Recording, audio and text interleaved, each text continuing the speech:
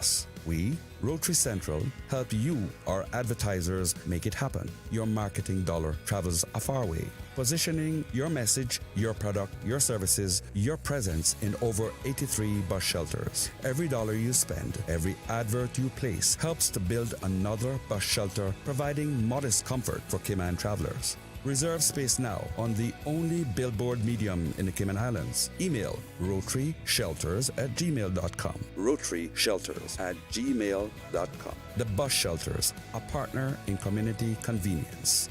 Another inspiration program by Rotary Central Cayman Islands. Radio Cayman's historical vignettes was brought to you by Rotary Central. For more than 110 years, Rotary members have used their passion, energy, and intelligence to take action on sustainable projects.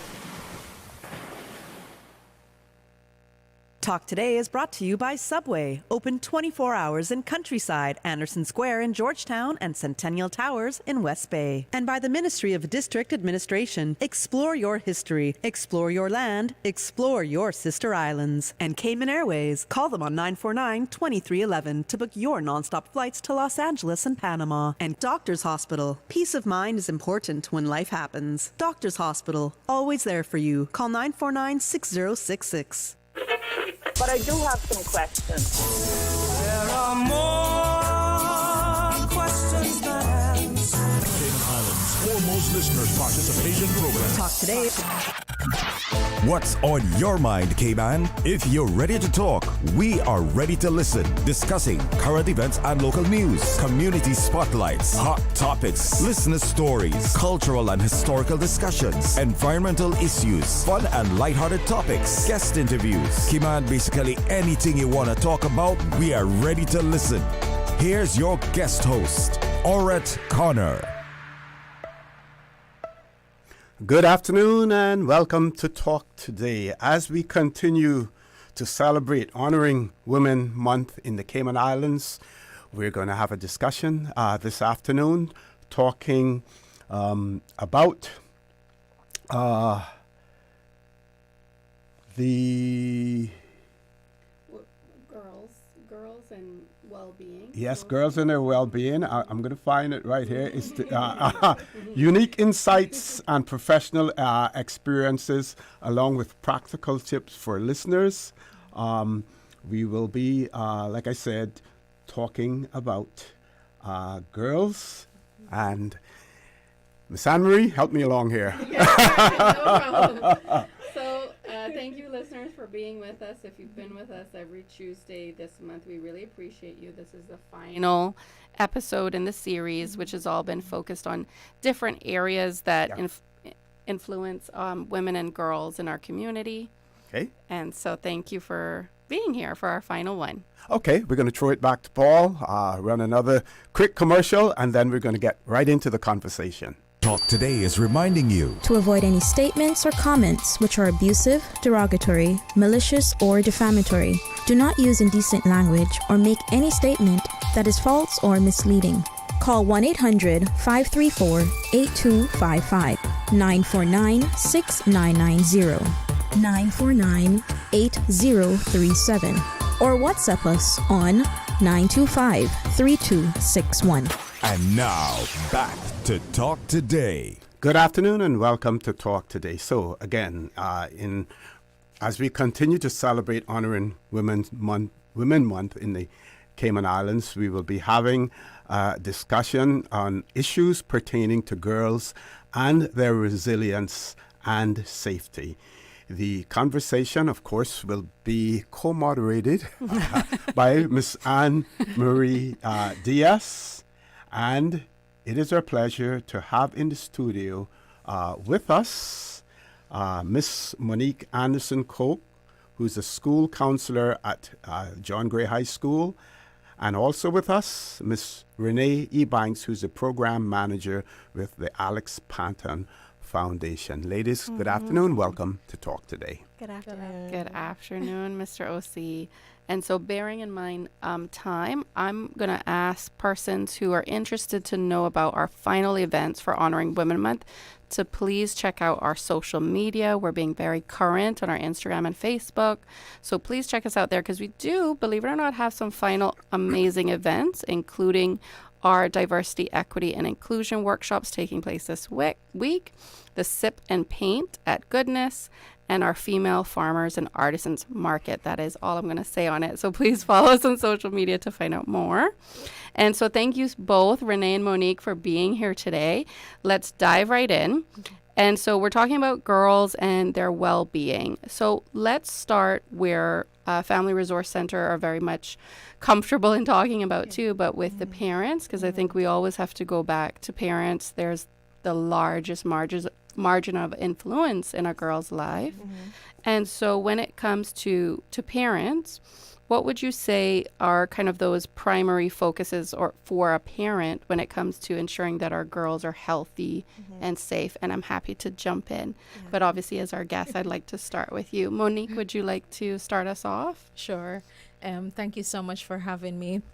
As you rightfully said, earlier, that the influence of parents in a child's life like this is very, very important, because, everything firstly starts at home. And my thing where parents are concerned and just how they can support girls and their emotional mental health, for me, it is emotional check-ins. I don't believe a lot of this happens at home. So it's kind of like, how was your day? What went well? What didn't go well? And I know that parents are busy, but if it is even when you pick them up from school and you're in the car, you can have that dialogue with them, just a check-in. How are you feeling today? How did today go? Because it is so important for our girls to feel like, okay, I can talk to my mom, I can talk to my dad, or whomever the guardians are, in a non-judgmental space where they feel valued, they feel heard, that, and all of that sort of stuff. So that is very, very important. There's also, just provided a healthy outlet for them, which can, of course, again, be parents, where they're in that non-judgmental space where mom hears me, dad hears me, I am seen, and there's value that's important for them, and they can express themselves, just without being judged. And, of course, there's emotional regulation where, we find that a lot of our kids, they are not taught to feel. And one of the things that I tell my kids every single day when they come to me in the office, I will say to them that it is okay to feel. If you're feeling angry right now, or you feel depressed, it doesn't mean that you're an overall depressed person, or you have a diagnosis of depression, or you're an overall angry person. It means that something triggered it. It's one of those days, and it is okay to feel. So those are very, very important. And then, just having that conversation with them and saying it's okay to feel. Then as parents, you can also help them to, manage that emotion, say, maybe this is what I used to do. We take some deep breaths and that sort of stuff. And the nightmare of social media, just monitoring social media, monitoring what it is that they are watching, on their tablets. I mean, there are so many different things. There's TikTok. There's just all of these things that is feeding the kids with all of these things. So it's monitoring them and just knowing about their friendship groups, like who is this friend, and all of that sort of stuff. So it's just a matter of getting to know your child and creating that space where they feel free to come, and because that's so important for them. Well, I think everything that Monique has shared, we actually can unpack all those main points a little further. And ready to go. I mean, they're writing down because everything you said. And I'm giving a virtual presentation through the Wellness Committee for our government tomorrow.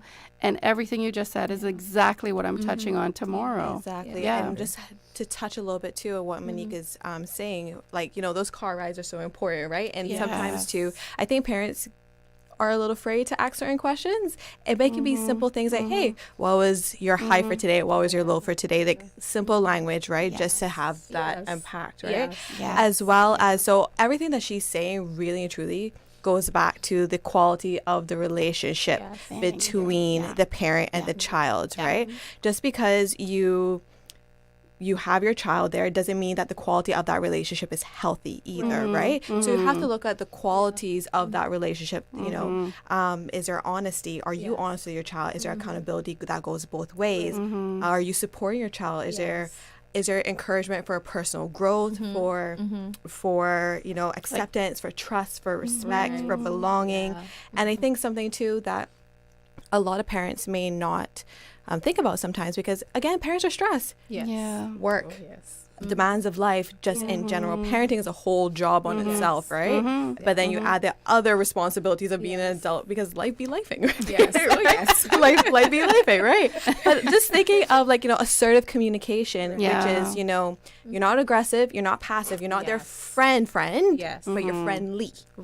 You provide that kind, non-violent, safe space for that child. And it comes with empathy and compassion. And at the end of the day, going back to what Monique is saying, just being an active listener in your child's life.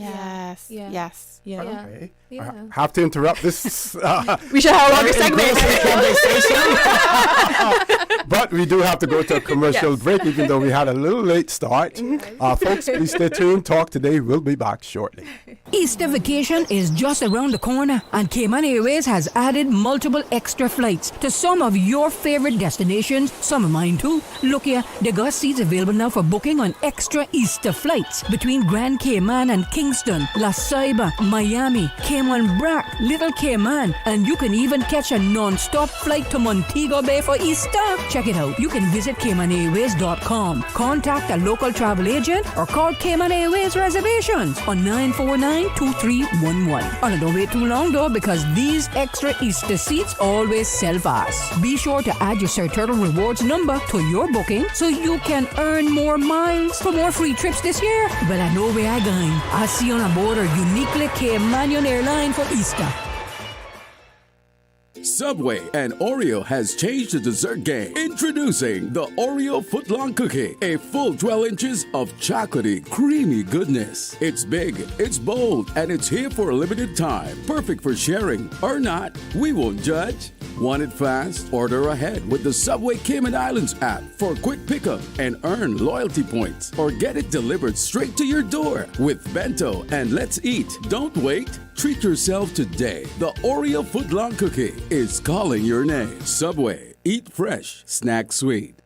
Did you know that Doctors Hospital provides urgent care services 24 hours a day, 7 days a week? And Doctors Hospital's urgent care physicians have access to the most advanced MRI and CT imaging in the Caribbean, providing reliable diagnostics when you need it most. When you need quality urgent care for an illness or injury, Doctors Hospital is here for you 24/7. Whether it's a migraine, chest or abdominal pain, shortness of breath, broken bones, or another urgent need, Doctors Hospital at the top of Walker's Road. Urgent care right now.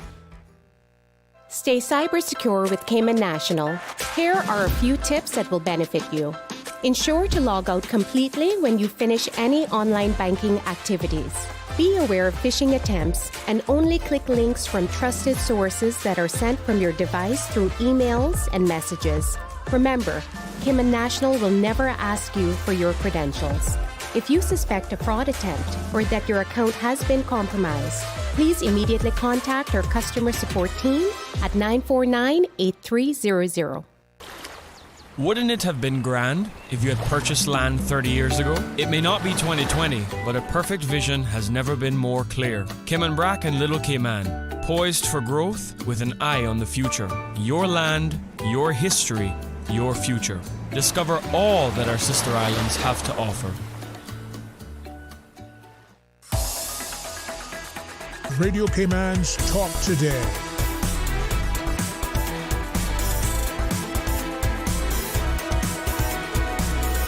What is on your mind, Cayman? Good afternoon and welcome back to Talk Today as we continue to celebrate honoring Women Month here in the Cayman Islands in collaboration with the Family Resource Center. We have Miss Anne-Marie Diaz in the studio. We also have in the studio with us Miss Monique Anderson-Koch, who's a school counselor at the John Gray High School, and Miss Renee Ebanks, program manager with the Alex Panton Foundation. We're discussing issues pertaining to girls and their resilience and safety. Over to you, Ms. Thank you, Mr. OC, for having us again. And so, so we were just touching on, I think, that main part that Monique started us out with, in that the value of the relationship the parent has with the child. That is their first relationship. It lays the groundwork for how that child starts to see themselves and how they relate to other people. And we're talking about how important that is. And I think what I was taking from it, too, is that we cannot undervalue our importance in that child's life as the parent, and that even those small moments, those car rides are essential to entering our child's world as much as possible, staying connected with them, and potentially sharing like our values with them, right? If they're sharing a difficult thing that happened that day, how does that tie back to what we teach as a family, right? Absolutely. And it connects to the emotional regulation piece, right? Because we need to monitor ourselves in those moments. We're the example. We have to be the example for them. And sometimes they'll share. And I know I can share, too, because of working with clients who are parents, that there are those parents that might over kind of respond or be overly reactive to something, and a child goes, oh, if I can't share that with you, I'm not going to share all this other stuff going on, and that kind of creates this wall, right? And as you rightfully said, that just having access even to the programs that are offered through FRC, because so often a lot of the things that our girls experience and to go home and probably share it with mom, sometimes it is a trigger for mom. And at that point you find that mom will respond maybe in a negative way.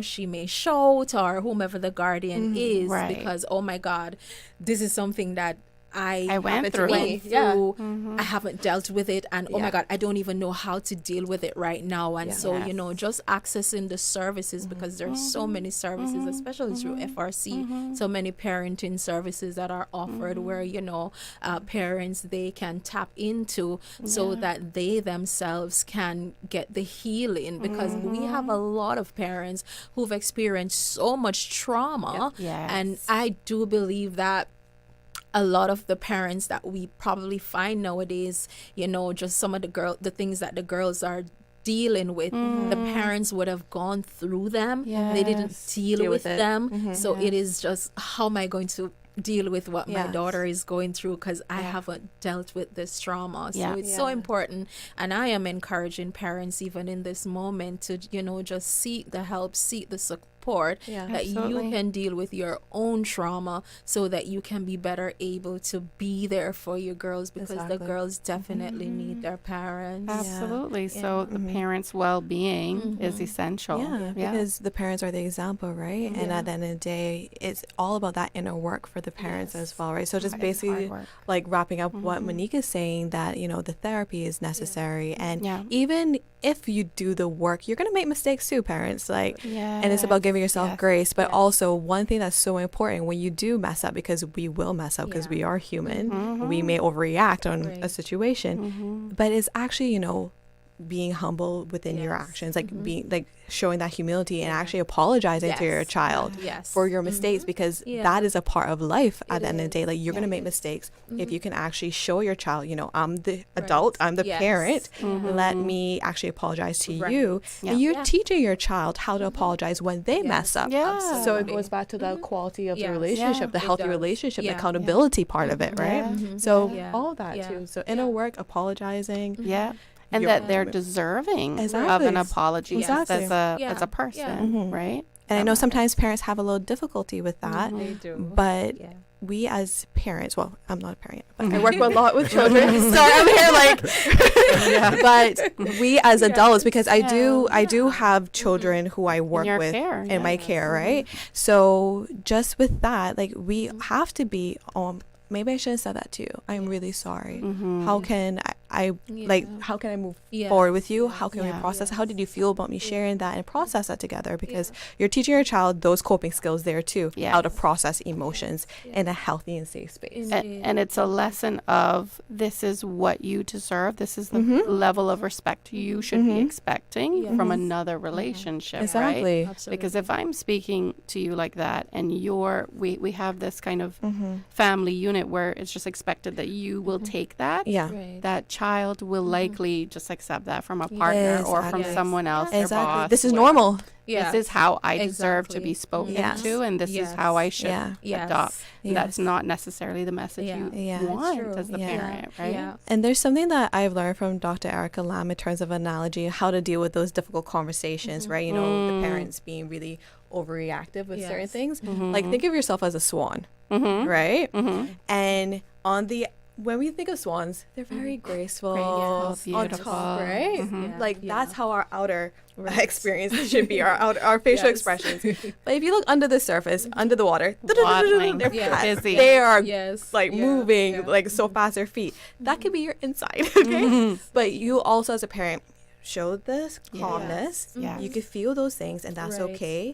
And then just take that time for yourself when you can afterwards, because you are the adult. Your brain is more developed than your child. So you have the opportunity and the ability to manage yourself in that way. So that's a good analogy that tend to work with people that I work with. And I always try to encourage parents as well that, you know, okay, so the school calls, bad news. Calm down first before you address the situation, because we know once we are angry, we end up saying things that are hurtful, and sometimes we don't even mean it. And sometimes too, I always say to my girls, I said, okay guys, listen, we need to remember that our parents, they are human beings too. And it's and so much is going on. I mean, in the climate, you know, maybe mom wanted to cuss out the boss, or it'd be like that though, or with CUC or something, but all and these it other just so stressors. happened that one tiny little thing that you do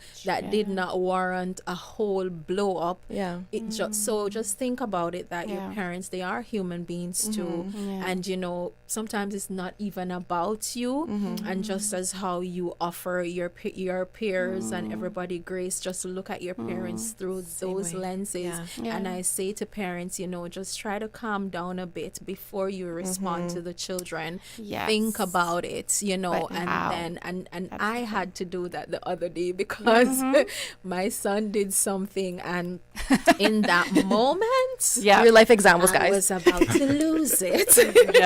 And sometimes we do. We do. You're human too. And I had to just, I drove out and I just did some breathing exercise and all of that. And then I went back home and I said, okay, baby, tell me what happened. And he spoke to me, and you know, I said, okay, so where did you go wrong?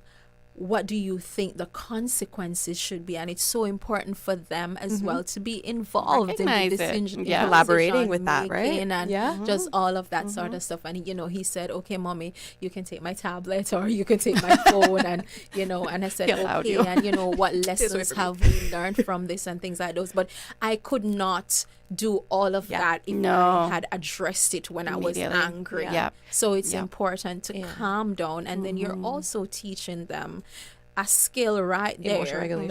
Emotional regulation skill. Exactly. So I think something that, and I think you and I were looking at each other a little bit for this, but there's something that I've learned from FRC, working at FRC for the time I did, and there's a little quote: connect before correct. You have to connect with your child, see where they're coming from, express yourself in a manner too, but at the same time you got to connect with your child before you correct the behavior, because they're still your child at the end of the day. Absolutely. So I think going back to that self-regulation piece too, is we talk about it like it should be so easy for parents because they're the adult, but actually it takes a lot of practice because different things trigger us to different levels, right? And so it's actually about giving yourself that time to try out different things. Exactly. Right? Is it staying in your car and taking some deep breaths? No, for the 5 minutes. There are a few clients I have that they say when they clock out before they go into the house. They have to have this kind of process. That's one of my skills. Yes. Okay, maybe now you compare it. That's one of my skills. We're going to be here for 5 minutes just to leave the day. Leave the day, listen to some music, just breathe. Yes. Yeah. I know another client that she calls it wash a day away. So it's our practice for her and her children and her, I think her husband does it too. Yes. Everyone just goes, takes a shower and has a snack, and they wash the day away before they get into anything. Yes. Okay, ladies, we're going to take our last commercial break. Folks, please stay tuned. Talk today. We'll be back shortly. Accidents and illnesses can strike without warning.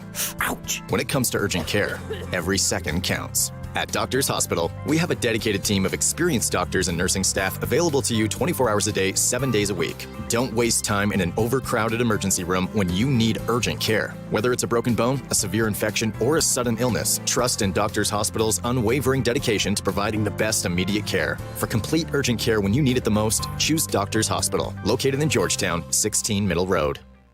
Easter vacation is just around the corner, and Cayman Airways has added multiple extra flights to some of your favorite destinations, some of mine too. Look here, they got seats available now for booking on extra Easter flights between Grand Cayman and Kingston, La Ceiba, Miami, Cayman Brac, Little Cayman, and you can even catch a non-stop flight to Montego Bay for Easter. Check it out. You can visit CaymanAirways.com, contact a local travel agent, or call Cayman Airways Reservations on 949-2311. And don't wait too long though, because these extra Easter seats always sell fast. Be sure to add your Sir Turtle Rewards number to your booking so you can earn more miles for more free trips this year. Well, I know where I'm going. I'll see you on board a uniquely Caymanian airline for Easter.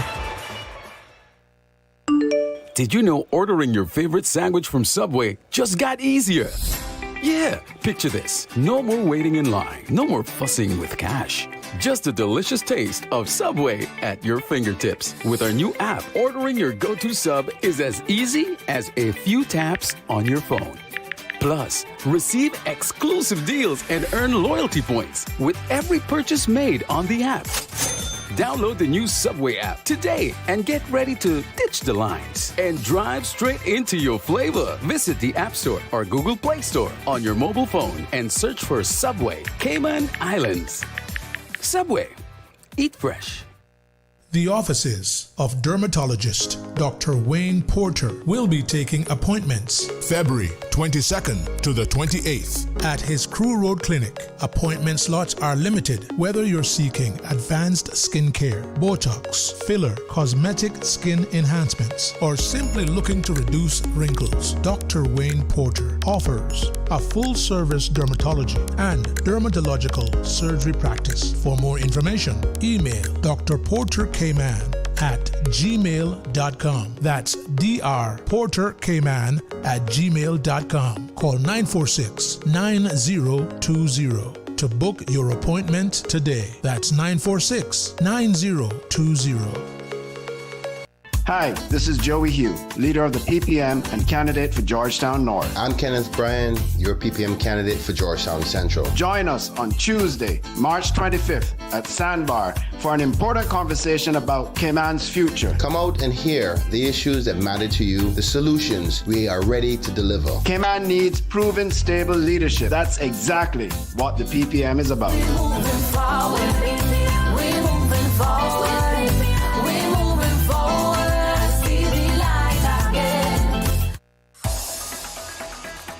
Radio Cayman's Talk Today.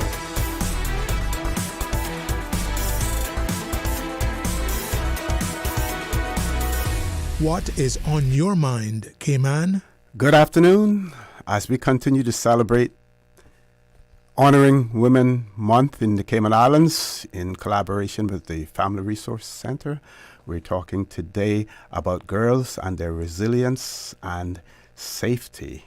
That conversation is taking place with Miss Anne-Marie Diaz, Miss Monique Anderson-Koch, and Miss Renee Ebanks. And you're only hearing my voice when we go to commercial break and when we return. But off air, I did have an observation and a question relating to what advice, because you heard all of the ladies talking about women and mothers. Yes. But we didn't hear anything about men. And what do we say to men who are single parents and how those that have female children or a female child? Okay. All right. Well, yeah. So we will get into it, and I think it's such an important part that you brought up because it's important. We're not raising children in vacuums, and obviously it takes both genders. But the three main points that we've really been touching on today has been the relationship, the emotion regulation, so being able to calm, manage our own stuff, and coach our children through those two.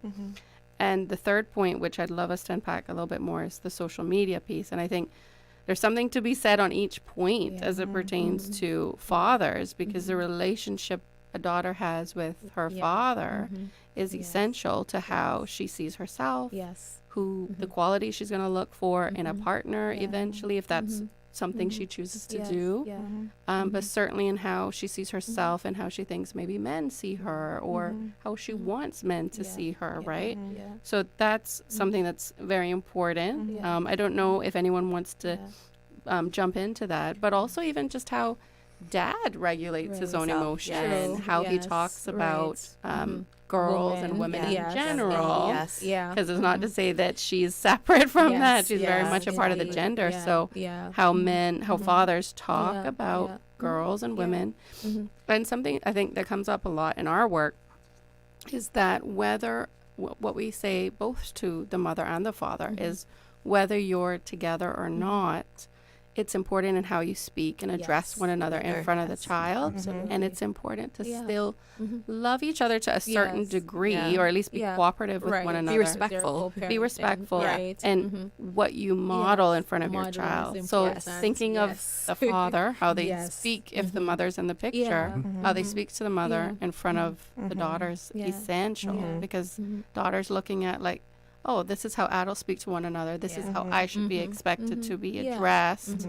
This is what I might have to deal with. So all those things are very important, right? Sure. And I feel like there's a different way that men emotionally regulate themselves, right? And I know that from research too, it showed that the way that men play with their child, like the very quick changes, it actually helps the child to emotionally regulate quicker, right? So something that came to my mind when you were talking, you know, in terms of just like getting them into like emotional regulation, but like, you know, men, if you're a single father and maybe you play a sport or you want to do something like that, take your daughter with you. Because movement is so important. To that movement, confidence, but even the trauma, all of the experiences that they had, it stays in the body, beneficial, right? And it helps you, and it allows that connection between you and your child too. And your child's learning a new skill. There's so much to say for that. Sports, the arts, STEM is big now too. All of those things. And if I may add, because of course, you know, we always hear, and I'm hoping that we're moving away from that culture where men are not supposed to show emotions, like hello, we are emotional human beings, and so it is also important as a single father to allow your daughter to understand that I feel to be vulnerable. You know, vulnerability is not a weakness. It's important that it's okay that she knows that I can be vulnerable, but that I can cry, and it doesn't mean that I'm a weak man. You know, because what popular things would say. So it's really teaching them that yes, again, it is okay to feel. And you mentioned modeling, and on both sides, you know, mom and dad, it is so very important again that we model the correct behavior and attitude and all of that sort of stuff for our girls to see, because again, home is foundation. 100%. Home is foundation. So absolutely. That's so men, it's okay to cry. Please cry. Yeah, it's healing. Okay. Heal.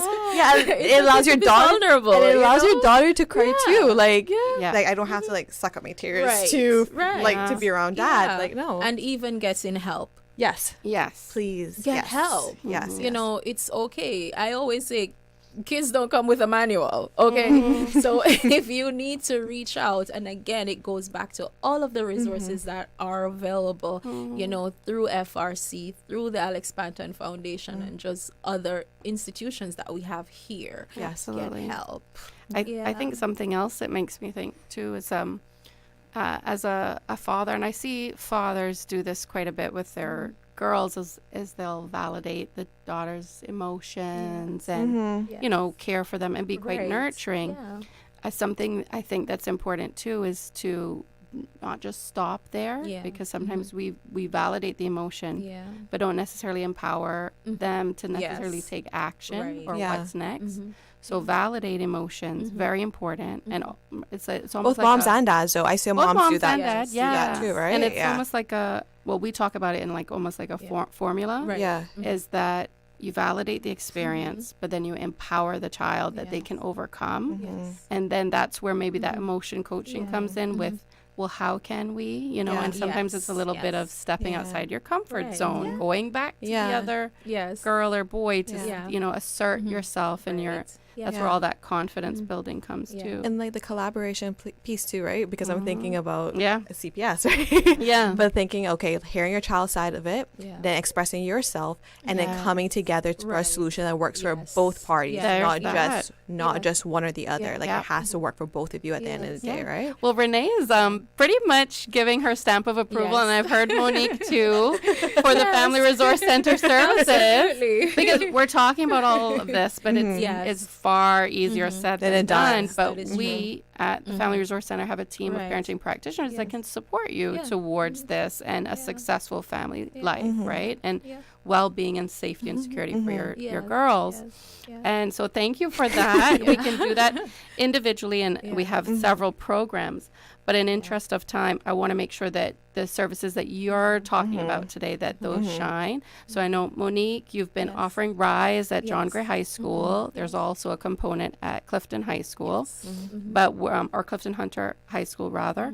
But you also are now taking RISE into the community. That is the intention. So, of course, you know, RISE, we actually celebrate our 4th anniversary on the 27th of March. Yes, we're 4 years strong. We're still in the teething process, but our goal is to eventually become an NPO. So what we teach, I have over 100 girls in the program at John Gray. Yes, and it is from years 9 to year 11 girls. So we meet most times every week. We try to meet every week, and the acronym RISE stands for Respect, Inspire, Support, and Empower.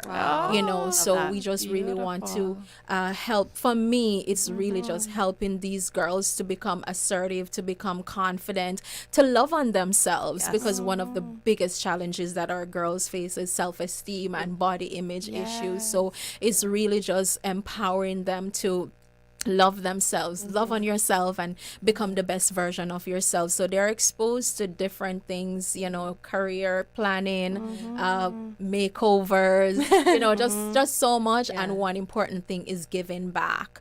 So doing community service, because it's not always all about receiving. You have to give back as well. So that's pretty much the program, just really empowering these young ladies, you know, letting them know that, hey, I am beautiful, I am loved, I am valued, you know. Well, we definitely need to partner for honoring Women Month every year. Absolutely, yes. We're putting that into the future every year. I automatic. actually wrote a book called Beautiful Me. I actually have 2 books, Beautiful Me, and the first one I actually dedicated it to my RISE girls. Just and we really can get it on locally. Yes, I do have copies, and it is also available on Amazon. But last year, for our 3rd anniversary, you know, I gifted all my girls a copy of the book, just to teach them that life isn't always about, you know, receiving. So for me, modeling is important. So I gave them, so they know that, all right, it's important to give back. But they're amazing girls. I love them. Oh, that's wonderful. Thank you, Monique. And Renee, you have 1 minute. Quick plug. Okay, so we do have a few services and programs at the Alex Panton Foundation, but the one that I'm going to highlight is the Kids Helpline. Yeah. So that we hit our 1 year earlier this month, actually.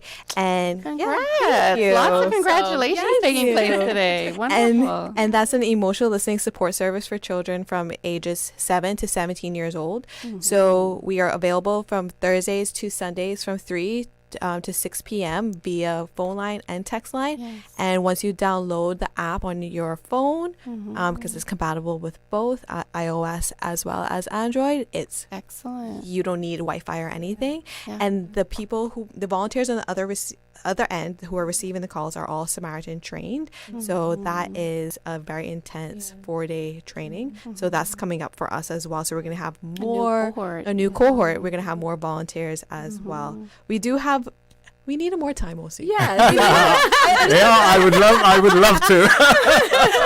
Because we can go on and on and on, right? This is a whole conversation. It's like full hour, right? Yeah. But sorry, just pulling your leg. But yes, Kids Helpline, that is something that we have actually got a really big community uptick as well. And we've seen so many of these like body image issues and depression and suicidal ideation, all of it. And most of the users are girls. Yes. Yes. So they need that emotional support, right? And even though it's not an intervention, we do have pathways for that to help in those moments. That is so wonderful. That is wonderful. So and it's interesting that girls feel able to reach out, I suppose, because we are kind of more social creatures. But that's something to be said about our boys and how how we are socialized to be right, exactly, to be more emotional or express our emotions. Be open with that. Ladies, I would love to continue I want to thank you all very much for being here. We're going to go to our headline news. When we return, we will be having a discussion with representatives from Health City Cayman Islands. We will be talking about emergency and urgent care. So don't change that dial. Please stay tuned. Talk today. We'll be back shortly. If they are talking about us, living in your head rent-free all this time, we must be relevant. Radio Cayman since 1976. From Radio Cayman's newsroom, this is Headlines. Local, regional, international news. The Headline News is brought to you by Kirk Market and Health Services Authority. I'm April Cummings with your latest headlines. The Cayman Turtle Center honors employees for decades of service, from 10 to nearly 40 years on the job. Staff members were recognized recently for their dedication to conservation and education. CEO Chris Jackson says the team is the foundation of the center's success. You can find the full list of honorees on the Cayman Turtle Center's website. Turning now to international headlines, the Trump administration's top intelligence officials are facing Congress this week to offer their first testimony in office about the threats confronting the U.S. and tackle urgent questions about the security breach that unfolded when war plans were mistakenly leaked to a journalist. U.S. fugitive Gregory Roth, wanted on 11 counts of child pornography possession, has been arrested in Placencia, Belize. Police Commissioner Chester Williams confirms that Roth, who's also known as Chris, will be extradited. The arrest follows a joint operation with U.S. authorities and the U.S. Embassy issuing a reward for his capture. Those are your headlines. I'm April Cummings. Radio Cayman. More news available at www.radiocayman.gov.ky. Check out our social media pages: Facebook, YouTube, X, formerly Twitter, Radio Cayman Headline News.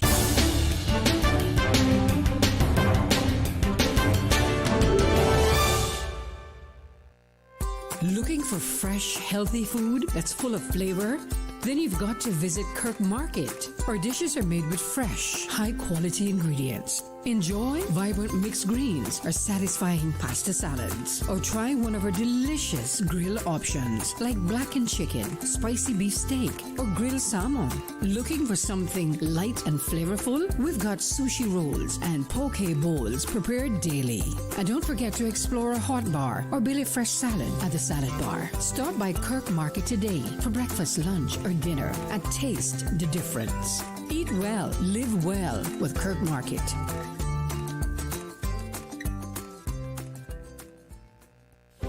Do you have a healthcare question but not sure who to ask? contact HSA's Patient Call Center to speak to one of our experienced clinical team members. We are here to answer your questions and help guide you through your healthcare journey. Need to make an appointment? Our team can help. Contact HSA at 949-8600 or email info@hsa.ky. At HSA, we are committed to caring for you. Radio Cayman is pleased to feature this special Sister Islands historical vignette brought to you by the Ministry of District Administration and Lands. Explore your history, explore your land, explore your Sister Islands. Captain Charles Leonard Kirkconnell, OBE 1922 to 2010. Captain Charles Kirkconnell has donated land on all 3 islands for projects close to his heart. In Cayman Brac, he donated the land on which now stand Faith Hospital, the dental clinic, and Kirkconnell Community Care Centre. The Booby Pond Reserve on Little Cayman began with his gift of a small strip of land along the pond, and in 2001 to 2002, he donated the land for a new church in Blossom Village. Bethel Baptist Church on Walkers Road, Georgetown, is built on land given to the church by Captain Charles and his brother. He represented the Sister Islands in the Legislative Assembly for almost 13 years, 8 of which he served on Executive Council, holding the portfolio of communications, works, and district administration. During his tenure, the road across the bluff was completed. The Aston Ruddy Civic Center was built. The Cayman Brac Airport runway was lengthened to 6,000 feet, and a new terminal and fire station were built. New docks were built on both Sister Islands, and a new Port Authority building was undertaken. Captain Charles and his wife Carol Jean Nee McIntosh have 5 children. Captain Charles Leonard Kirkconnell. Radio Cayman is pleased to feature this special Sister Islands historical vignette brought to you by the Ministry of District Administration and Lands. Explore your history, explore your land, explore your Sister Islands. Explore your history. Explore your land. Explore your Sister Islands, the ultimate staycation experience. Your culture, your freedom, the land that time forgot isn't gone. It's your Sister Islands. Discover all that our Sister Islands have to offer. Radio Cayman's Talk Today.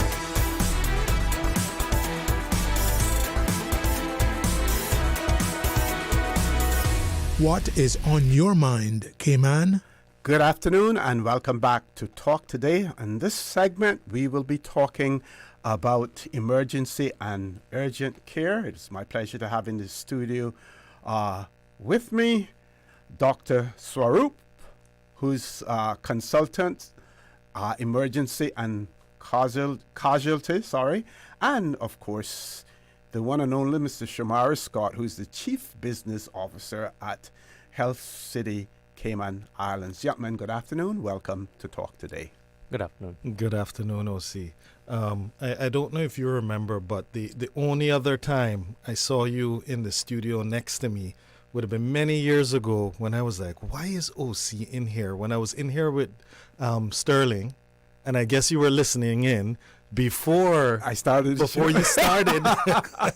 So see, my memory is still good. Yes. I was like, this seems familiar, but I've never been on with OC, but it would have been when you were in the corner with your notes, getting prepared. And I'm like, what's going on? And then sure enough, I think it was like a month later then you started your show, and it's been. And I lasted a little while. Yeah, you lasted a long while.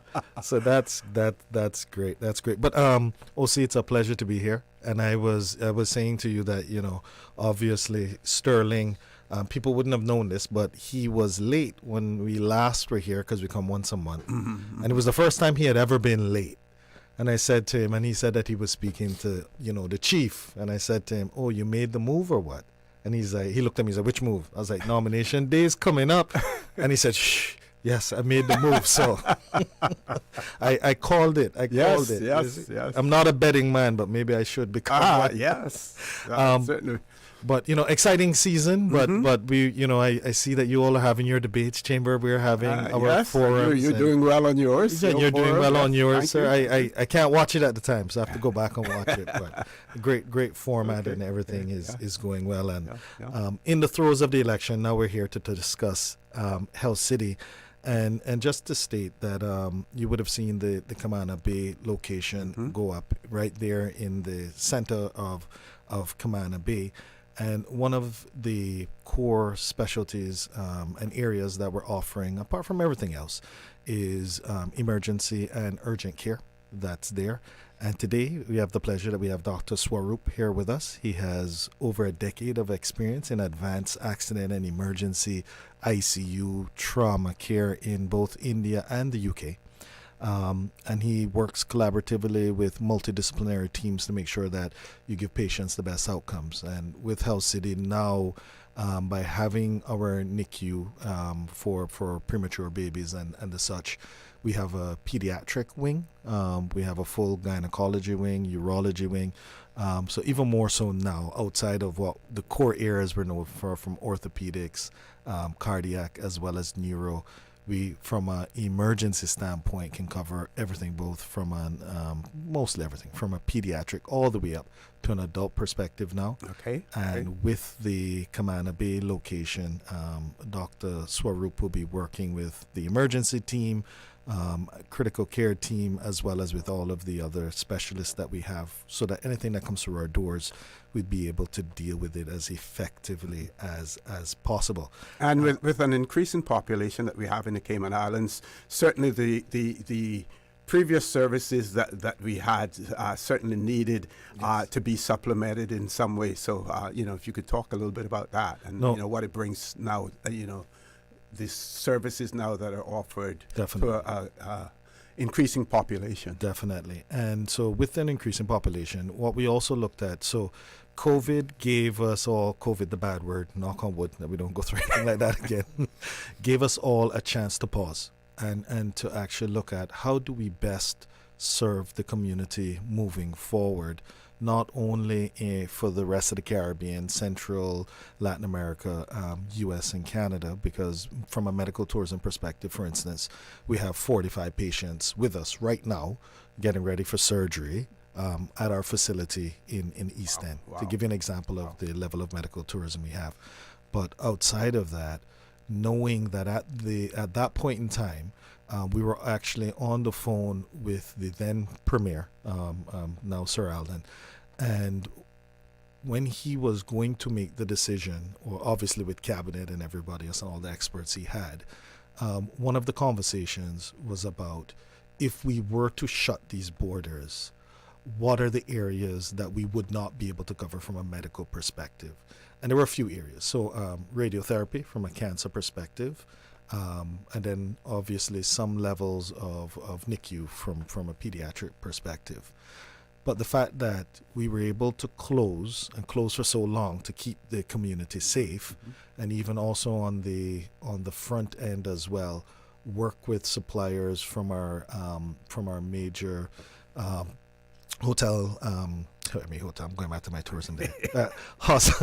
Our hospital networks, in order to get PPE kits when the U.S. cut off all of their supply chain, and we had to go through our other supply chains to get it for the government.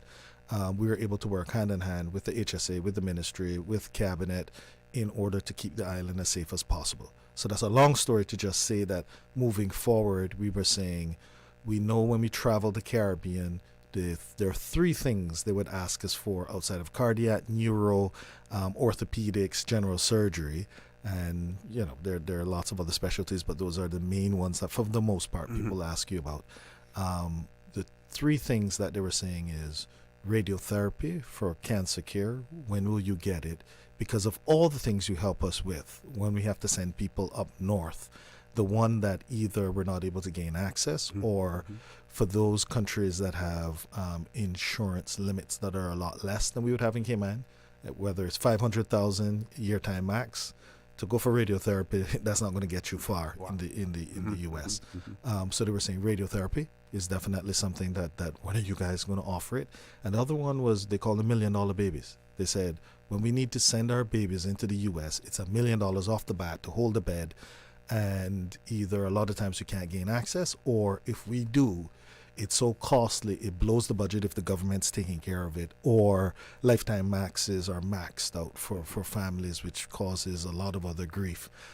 So when we sat back and looked at it, we said, okay, knock on wood, if this was to ever happen again, let's make sure that we're providing this so that everybody in our local community can be safe and we can close down if needed. And also outside of that, let's ensure that the rest of our Caribbean brothers and sisters, Central America, can also access those services that they've been asking us for. The third one is burn unit, but that isn't one that we're going into right now. And that, I think that has to do with, I was like, burns?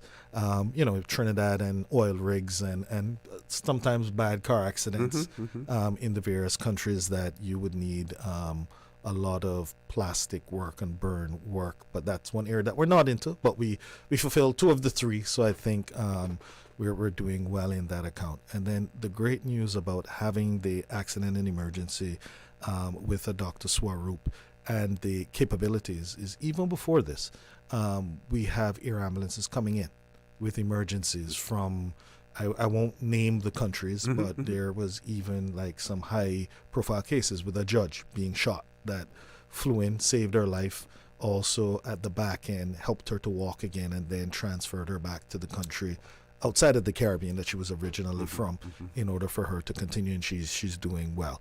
Heart attacks, aneurysms, car accidents, you name it, it was coming in. And even more so now, we're able to also offer, from a pediatric perspective, we'll be able to offer certain levels of care as well. And as much as we're growing from population perspective, and I know Panton is the fastest growing district, 70% of the population still live in Georgetown and the 7 Mile West Bay corridor. So when we were looking at access for people who need to gain access to us, even though we're just in East End, and I won't get into the politics of the traffic, people are like, all the way over there, we got to go all the way over there. So we're like, you know what, in this next phase, it makes sense for us to be more centrally located where more of the people are, and then 70% of the people live there. But when you start to look at what percentage of the population works here during regular hours, that's closer to 95% of the population. So that's some of the reasons why we decided to come to this central location and offer everything that you can get in East End, you can get at the Camana Bay location. But on top of that, you also get the NICU for the premature babies, as well as the radiotherapy center is also located there. Okay. I want to introduce Dr. Swaroop. Yes, so Dr. Swaroop, I already sang some of his praises.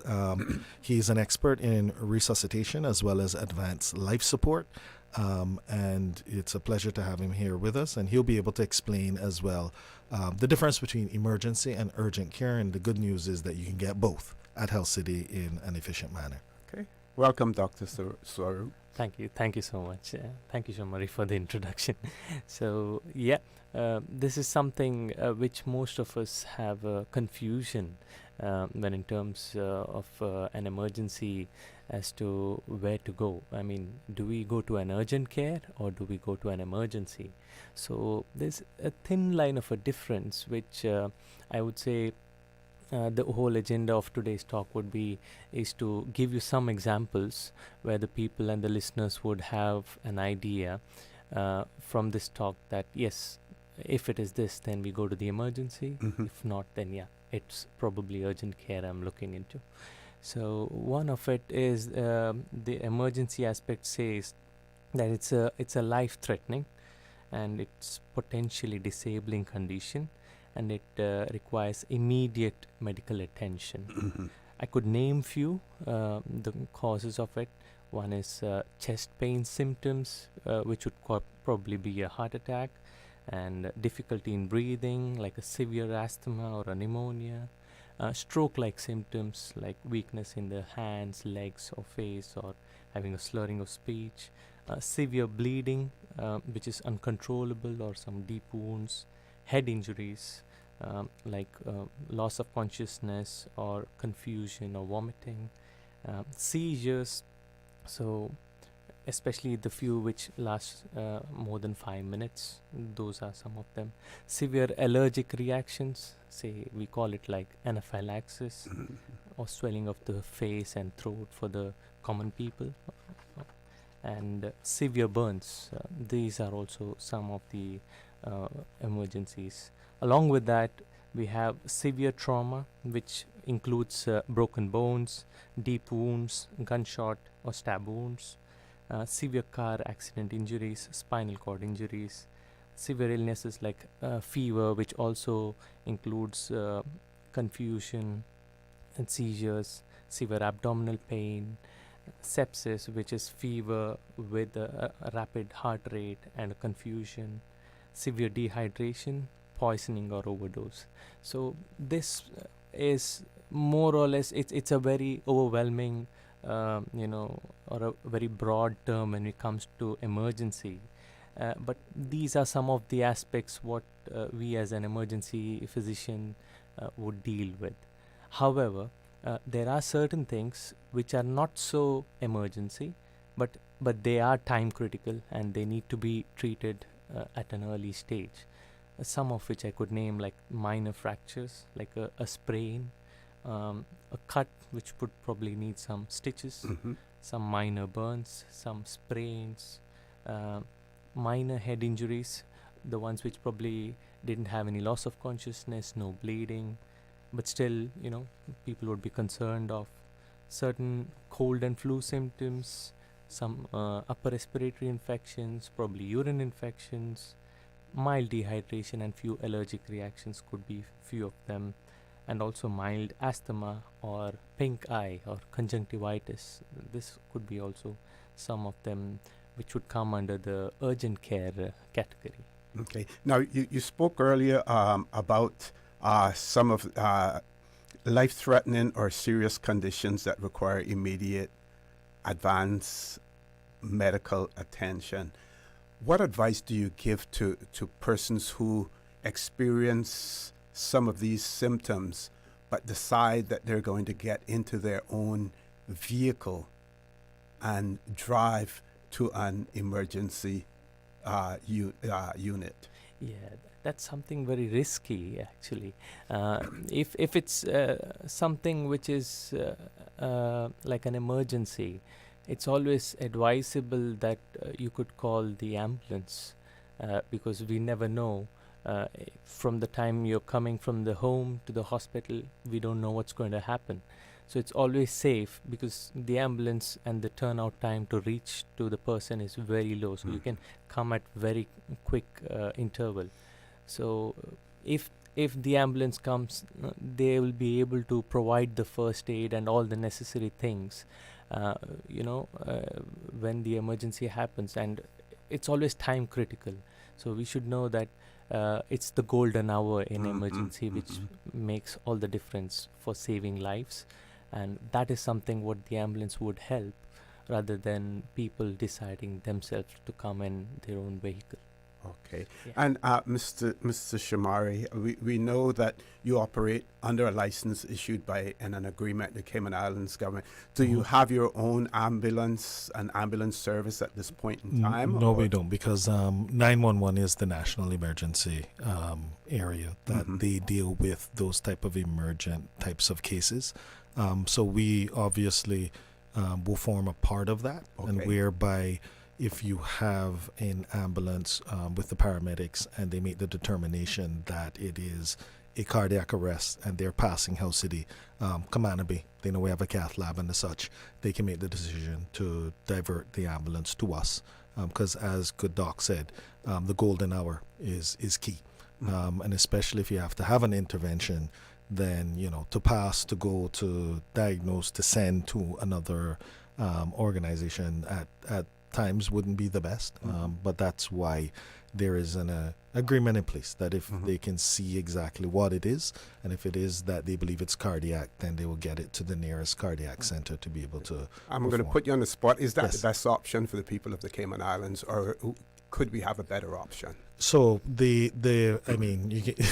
so if there is a cardiac arrest and you're in an ambulance, the best place you would be able to go is to Health City.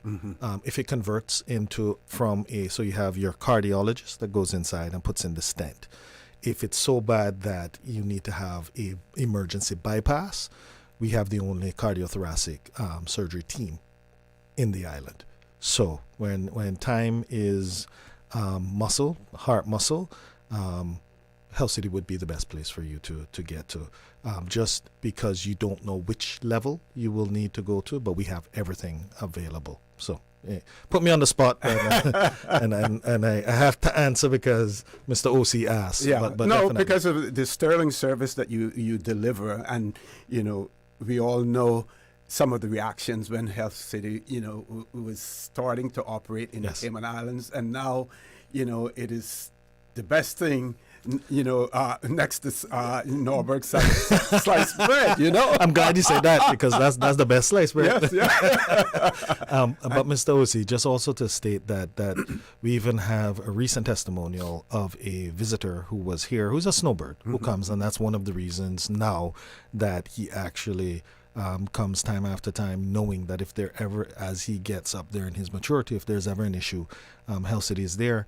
And sure enough, he was just feeling a little bit of a tingling, and it was his wife that forced him to go get it checked out. And sure enough, he had a major blockage and needed to get stents right away. And it was more or less a ticking time bomb walking around, that if he listened to himself and not his wife, he may not have been here. And he said that the service as well as the outcomes is as good as anything he could ever expect, even in the U.S. And he said, moving forward, he's actually going to plan his vacations around his medical appointments to come to Health City to be able to have his medical appointments. And this is somebody from the U.S. who has good insurance, who's able to go to the best institutes in the U.S., and he's going to travel to come here and pay out of pocket in order to avail themselves of this service here. So that's just an example of the level of service and expertise. And you can't really expect any different when you have, when you actually look at it, and we are a part of the second largest private healthcare institution within India, right? That has the most populous this is the most populous country now. When I first started, I remember saying it was the second most. Yes. And now it's the most populous, so I have to get that into my brain.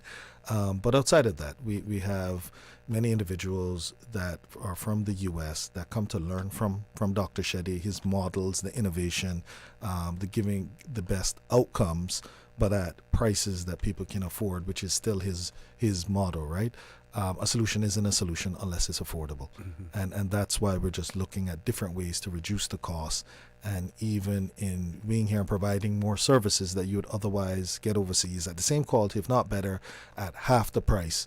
We're helping to reduce the healthcare burden. Even though healthcare is still very expensive, we actually have a graph that shows that if Health City wasn't there and we continued the way we were going, everything has gone up in prices. Cayman is unique in that we have that shift rate, that prices for hospitals as well as for doctors' visitations have not increased.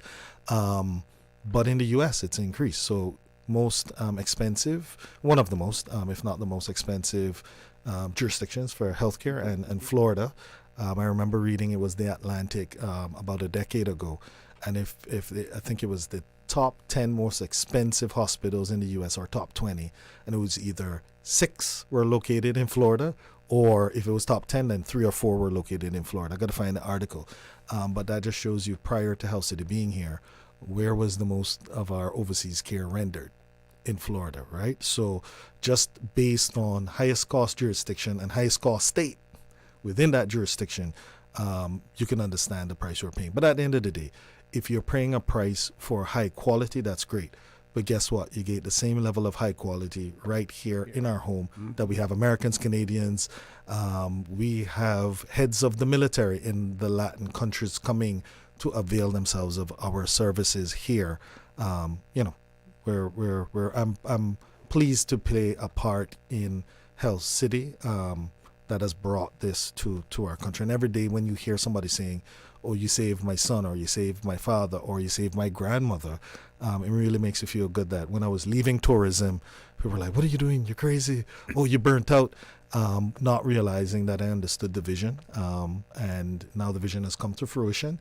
And I would never be able to save a life, obviously being in tourism, but I'm doing my part here to help with the doctors like Dr. Swaroop that are really saving lives.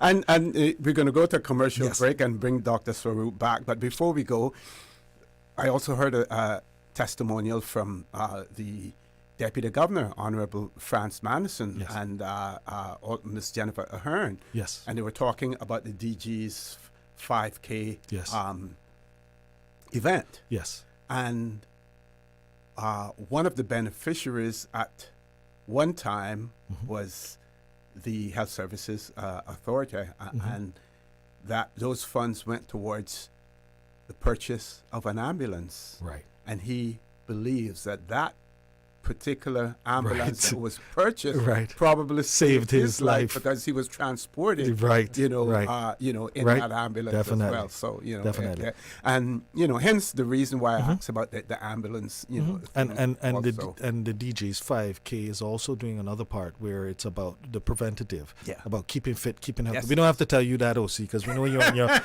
on your bicycle at 4:00 in the morning, right? But yeah, for everybody else to start to take it more seriously, and for the DG even prior to that, having his health scare, being able to actually push health is the way to go in the future. Okay, we're going to take a commercial break. When we return, we will still have another 15 minutes with Mr. Shomari Scott and Dr. Swaroop from Health City Cayman Islands. Don't change that dial. Please stay tuned. Talk today. We'll be back shortly. Stay cyber secure with Cayman National. Protect your computers and mobile devices with security software to defend against cyber attacks through viruses, malware, and other online threats. Be aware of unsecure Wi-Fi connections when in public. If you need to access your online banking or sensitive information on your mobile devices, try disabling the Wi-Fi and switching to data from your mobile network. If you suspect a fraud attempt, please contact our customer support team at 949-8300. Did you know that Doctors Hospital provides urgent care services 24 hours a day, 7 days a week? And Doctors Hospital's urgent care physicians have access to the most advanced MRI and CT imaging in the Caribbean, providing reliable diagnostics when you need it most. When you need quality urgent care for an illness or injury, Doctors Hospital is here for you 24/7. Whether it's a migraine, chest or abdominal pain, shortness of breath, broken bones, or another urgent need, Doctors Hospital at the top of Walker's Road. Urgent care right now. Subway and Oreo has changed the dessert game. Introducing the Oreo footlong cookie, a full 12 inches of chocolatey, creamy goodness. It's big, it's bold, and it's here for a limited time. Perfect for sharing or not. We won't judge. Want it fast? Order ahead with the Subway Cayman Islands app for quick pickup and earn loyalty points, or get it delivered straight to your door with Bento and Let's Eat. Don't wait. Treat yourself today. The Oreo footlong cookie is calling your name. Subway. Eat fresh. Snack sweet. Cayman Brand Source Home Gallery is having an appliance inventory reduction sale with up to 50% off selected appliances and 25% off all kitchen packages until March 31st. Enjoy discounts on luxury brands like Foster, Milano, and more. Refrigerators, wine coolers, and barbecue grills are all discounted. All appliances are included in the sale. Don't miss out. Shop now at Brand Source Home Gallery, Dorsey Drive, Industrial Park, and save big before prices rise in April. Call 623-5000 for more details or visit us today and take advantage of these incredible deals. Act fast before the best items are gone. Brand Source Home Gallery, Dorsey Drive, Industrial Park. Call 623-5000. It's March Madness at Reflections. Shop the red tag sale until the end of March at Reflections. Save on kids, men's, and women's selected style shoes and sneakers. Brands like Nike, Puma, Reebok, and Dockers 50% off. Adidas 60% off. Ladies jeans in select styles at 50% off. And ladies tops from $9.99. Men step out in your Levi's $5.50. Now 25% off. All accessories and handbags 50% off. Shop the March Madness Red Tag Sale at Reflections all month long and be entered to win 2 Cayman Airways tickets. That's mad! The nation listens. the candidates speak. Subway presents the General Election Debates live in studio on Radio Cayman 89.9 FM and 93.9 in the Sister Islands every Monday and select Wednesdays from 7 to 10 p.m. 2 sessions. One powerful discussion. With Election Day fast approaching, hear what the candidates have to say on the cost of living, housing and development, economic growth, sustainability, education, transport, tourism, immigration, and more. Who has the vision? Who has the plan? Hear it all unfold live, unfiltered, and on the voice of the Cayman Islands. Radio Cayman 89.9 FM and 93.9. Streaming live on Facebook and YouTube. Visit Radio Cayman's social media pages for debate details. Brought to you in part by Cayman Enterprise City. Also brought to you by Reflections, UCCI, and Yum. Radio Cayman's Talk Today.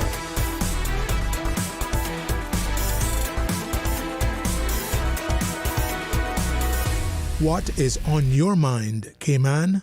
Good afternoon and welcome back to Talk Today. We're on the last leg of this segment of Talk Today, talking about emergency and urgent care with Dr. Swaroop and Mr. Shomari Scott, who is the Chief Business Officer at Health City Cayman Islands. Mrs. Shomari, back over to you. Yes, I will turn it over to Dr. Swaroop. I'm sure people are tired of hearing me speak it and have the real doctor speak, because there are a few people that keep trying to colloquially call me doctor, and I'm like, stop that. You know, I didn't go through all of the schooling and all of the years to get called. Yes, so we're talking about understanding urgent care and some of the common confusions as well. So generally, it's a difficult choice to make. But as I said before, if you're still in doubt and don't know what, and if it's something which is still bothering and you can't, it's something which is affecting your day-to-day life, by all means, please come to the hospital. And we have a good system. We have a good triaging system, where when the patient comes, we have triage nurses and doctors. We sometimes can, find out what are urgent care and what is emergency. And once the patient comes to the hospital, we can forward them to the respective departments. And we've got one of the best teams, I would say, in the world, because I've worked previously in UK as well.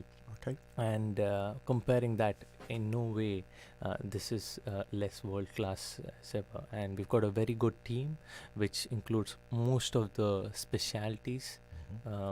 With the two new, along with the interventional cardiology, I would say interventional neurology and interventional radiology is also added to our system, along with the pediatrics and gynae.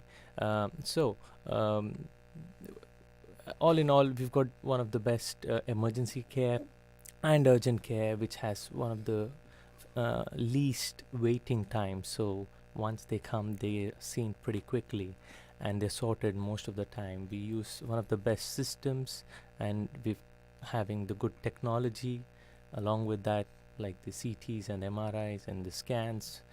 We use that as well to diagnose what could it be, whether it's anything like a stroke or a heart attack or anything, so we can find that out as quickly as possible. So that's something which Health City and the new system, the new hospital is offering. That's something I would like to say. Okay. Anything else you want to add to? So it's something like when we know that there is possibility that this the kind of diseases which probably not so urgent, or something which you could probably see your physician with, by all means you can meet them. But in case if they're not available at that time, urgent care is your best option, because it would always reduce the burden in the emergency department, where we can reserve that place for the real emergencies. Because what's happening is it's proven that more than 30 to 40% in US, the emergency cases which come are not emergency. They're probably urgent care, or probably the physician could have seen. So it would use up most of the resources and also the time, which is critical in dealing with real emergencies rather than treating the non-emergency ones. So urgent care is something which takes away all the pressure and the things which we can deal the real emergencies with the right time. That's something which the public would think of. Yeah. But if let's say, for instance, if you have a child who can't explain the ailment, but a child is continuously crying, that concerned parent is likely to go to the emergency room rather than any place else. Definitely. I would say when it comes to child, by all means, the parents would be more cautious and they'll be more worried.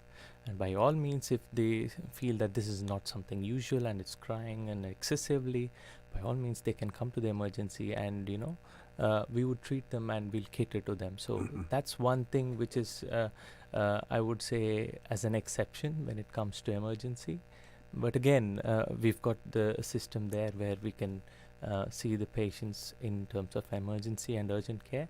But in this case, yes, I would say, they could get the child to the emergency. And Mr. O.C., the way we got, the way we set up Camana Bay is that our urgent care pathway is right next to the emergency room. So it's really, we can easily triage and swap them over. It's half a minute to a minute to the other side to get them through the urgent care to relieve the stress off the emergencies so that we can get people into the right pathway where they're needed. Because we actually tell people, right, at the end of the day, if there is an ailment that you're not able to go about your regular life like usual, then you should present to your medical professional, whether that's with Health City or otherwise, but definitely if it's in off hours, definitely present. We'll put you through the urgent care pathway if it's not an emergency. But a lot of times people come thinking it's urgent care and it actually transitions into an emergency. So we don't want people to, like us gentlemen, right? We feel something over and over and say nothing and bear through the pain. No, definitely. That's why I even recently, I think it was actually my wife who sent it to me, that was saying that married men live longer than single men. And seeing that video today, I got it, because he was not going to come to the hospital if his wife didn't tell him he needed to go to the hospital. And sure enough, that probably saved his life. Okay. So, Dr. Swaroop, any final comments that you want to give? You made a comment earlier about the level of and the quality of healthcare that we have here in the Cayman Islands at Health City Cayman, and you have worked in other jurisdictions as well. So that is quite complimentary as well. Yeah.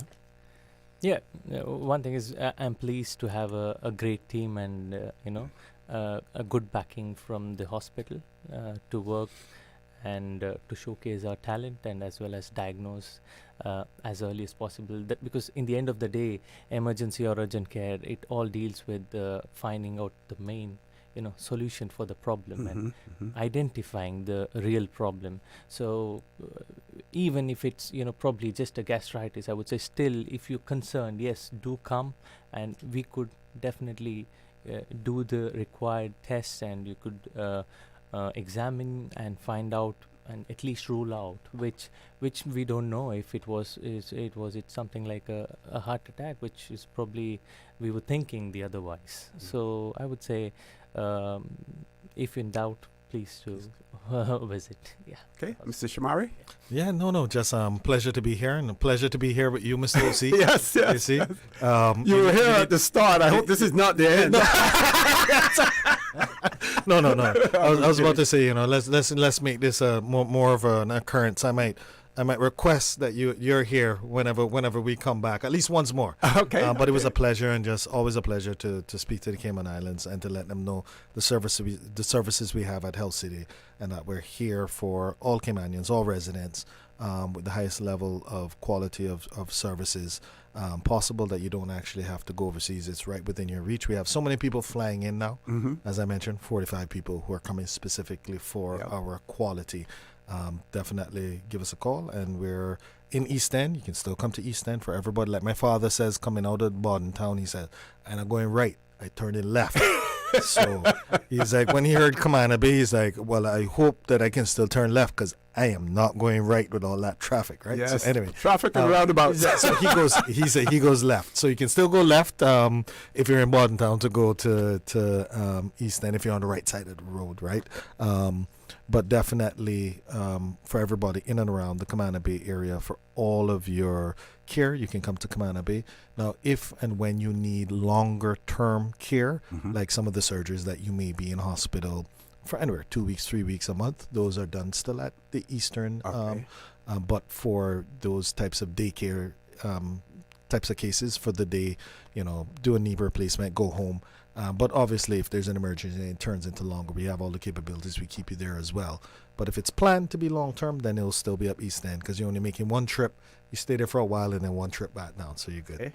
Well, gentlemen, thank you very much. you, And sir. thanks for all that Health City has done and continues to do for the Cayman Islands, and also for your good corporate citizenship as well, because we know that you do assist and donate to many activities here in the Cayman Islands as well. Just trying to do our part. Yes. Thank you, sir. Folks, we're going to take a commercial break. When we return, it's not a competition or anything, but we will have members from the Health Services Authority right here in the studio with us. Don't change that dial. Please stay tuned. Talk today. We'll be back shortly. Easter vacation is just around the corner, and Cayman Airways has added multiple extra flights to some of your favorite destinations, some of mine too. Look here, they got seats available now for booking on extra Easter flights between Grand Cayman and Kingston, La Ceiba, Miami, Cayman Brac, Little Cayman, and you can even catch a non-stop flight to Montego Bay for Easter. Check it out. You can visit CaymanAirways.com, contact a local travel agent, or call Cayman Airways Reservations on 949-2311.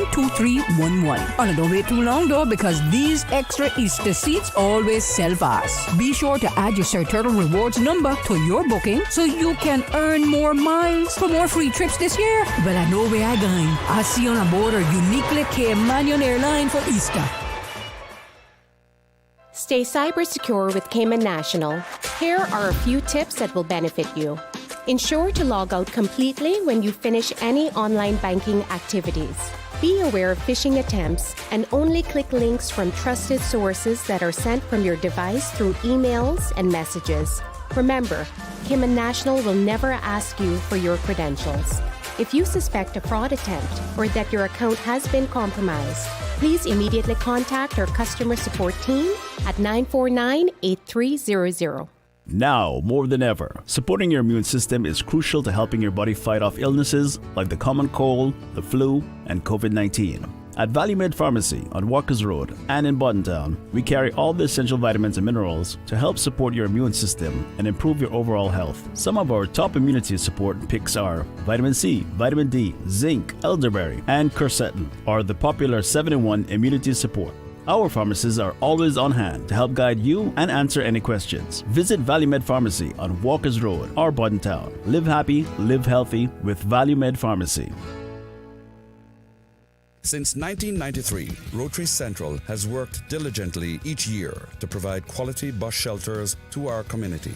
A traveling convenience to our school children, the elderly, young people going to work, guest workers, and visitors using the public bus. We, Rotary Central, help you, our advertisers, make it happen. Your marketing dollar travels a far way. Positioning your message, your product, your services, your presence in over 83 bus shelters. Every dollar you spend, every advert you place helps to build another bus shelter, providing modest comfort for Cayman travelers. Reserve space now on the only billboard medium in the Cayman Islands. Email rotaryshelters@gmail.com. rotaryshelters@gmail.com. The Bus Shelters, a partner in community convenience.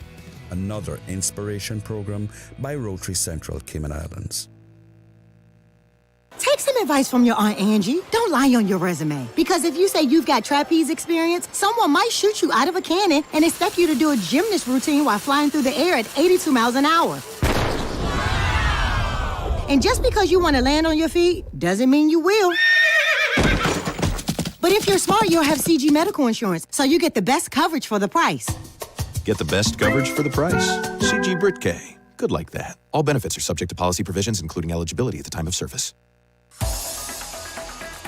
Radio Cayman's Talk Today.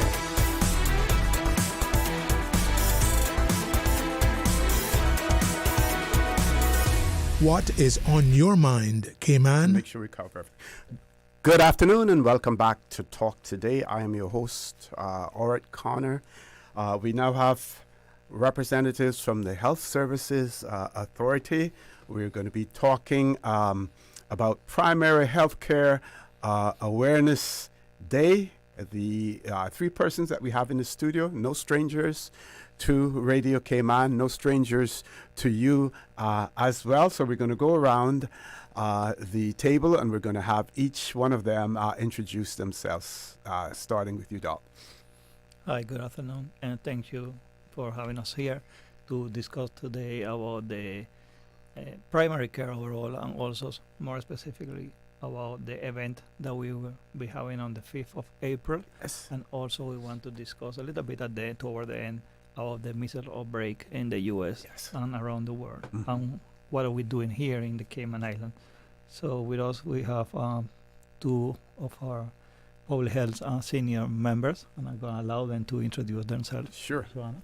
Thank you, Dr. Williams. Good afternoon, Mr. OC. And Come a little closer to the mic for us, Yes. or you can pull the whole thing closer if you want.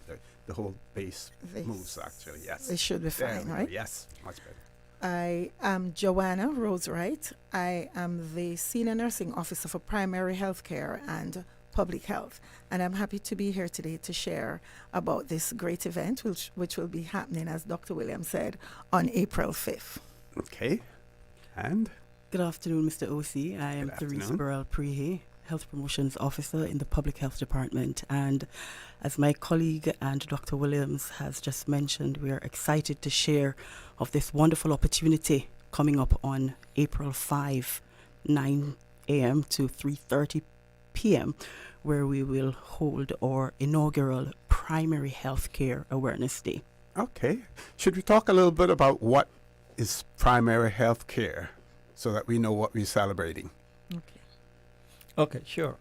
The primary health care is the base of basically all the service that is provided to patients anywhere in the world. Mm-hmm. Patients normally will access the medical care through primary health care. We're focused not only on taking care of the patient's illnesses, but also on health promotion and disease prevention. So that's a big part of primary health care. And we offer, the HSA offer primary health care in the Cayman Island, in all the health districts, and also in the sister island. So this event, as Ms. Therese has mentioned, will be the first one in the Cayman Island. But our plan is to expand and have this event every year, and sometimes more than once a year. So, yes, that's all. Okay. So, let's talk about the major objectives of the event. What is it that you want to achieve? Thank you.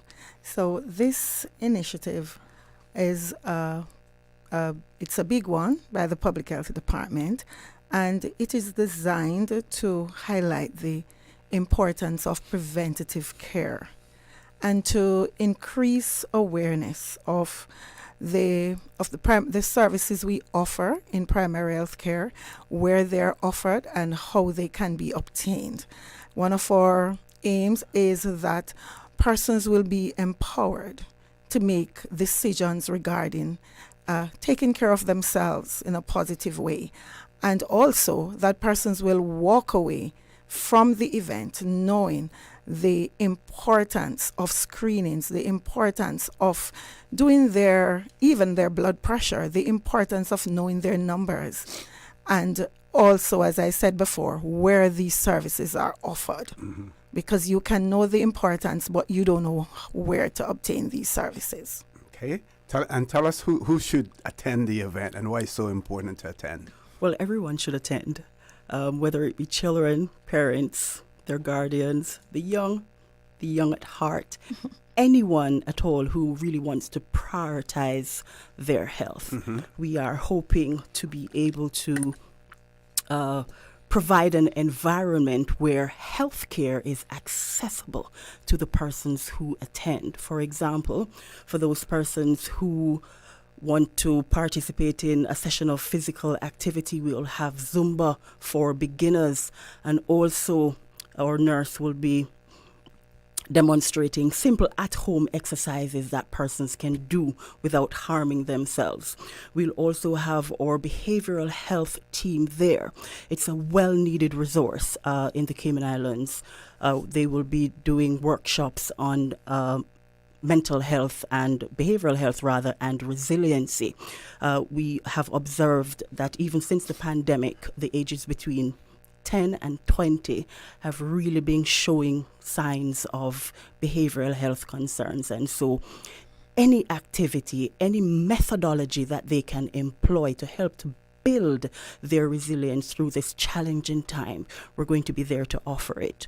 In addition to that, we'll have our dental health team out there who will be demonstrating how we can keep those smiles beautiful, and even learning the accurate way to brush our teeth, because we get up and we brush our teeth every day, but sometimes we can be causing damage to the gums. And so those types of demonstrations will be out there. And I perhaps think this is an opportune time that I would just hand over to Joanna, who's the clinical person who can discuss some more about the screenings that will be offered at Primary Healthcare Awareness Day. Ms. Joanna? Thank you, Therese.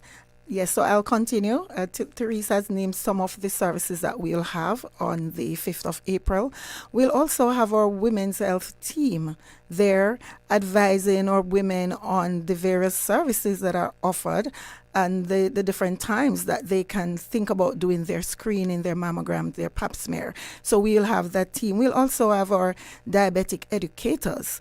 We'll be providing information to persons on the risk of diabetes. If you are a diabetic, some of the things that you can do to decrease complications. We'll also have our team doing health screenings. So we have been doing screenings at workplaces and supermarkets, different places, but this is going to be different. We're going to be also looking at persons who need follow-up after they have been seen there, because their numbers may be out of the norm, and we are going to ensure that these persons are being followed up after. So there are various services we'll be offering. We'll also be doing vaccination. So persons who know they have not gotten their tetanus vaccine the last 10 years can come on. They will be getting their vaccines. We'll be offering measles vaccine, human papillomavirus vaccines, and also the influenza vaccines. Yeah, and I think it was last week we had Nurse Annika Price, yes, on the show, talking about vaccines and everything as well. That was extremely important. We have about 3 minutes before we go to our first commercial break, but let's talk about the impact that you expect for this fair to have on the community. So our hope is that Primary Healthcare Awareness Day will be a call to action for everyone who attends. We are hoping to be able to bridge that gap between the public and the healthcare professionals, so that, as I said before, we're trying to make healthcare more accessible and more engaging through the screenings, the workshops, and the practical demonstrations that will be available on that day.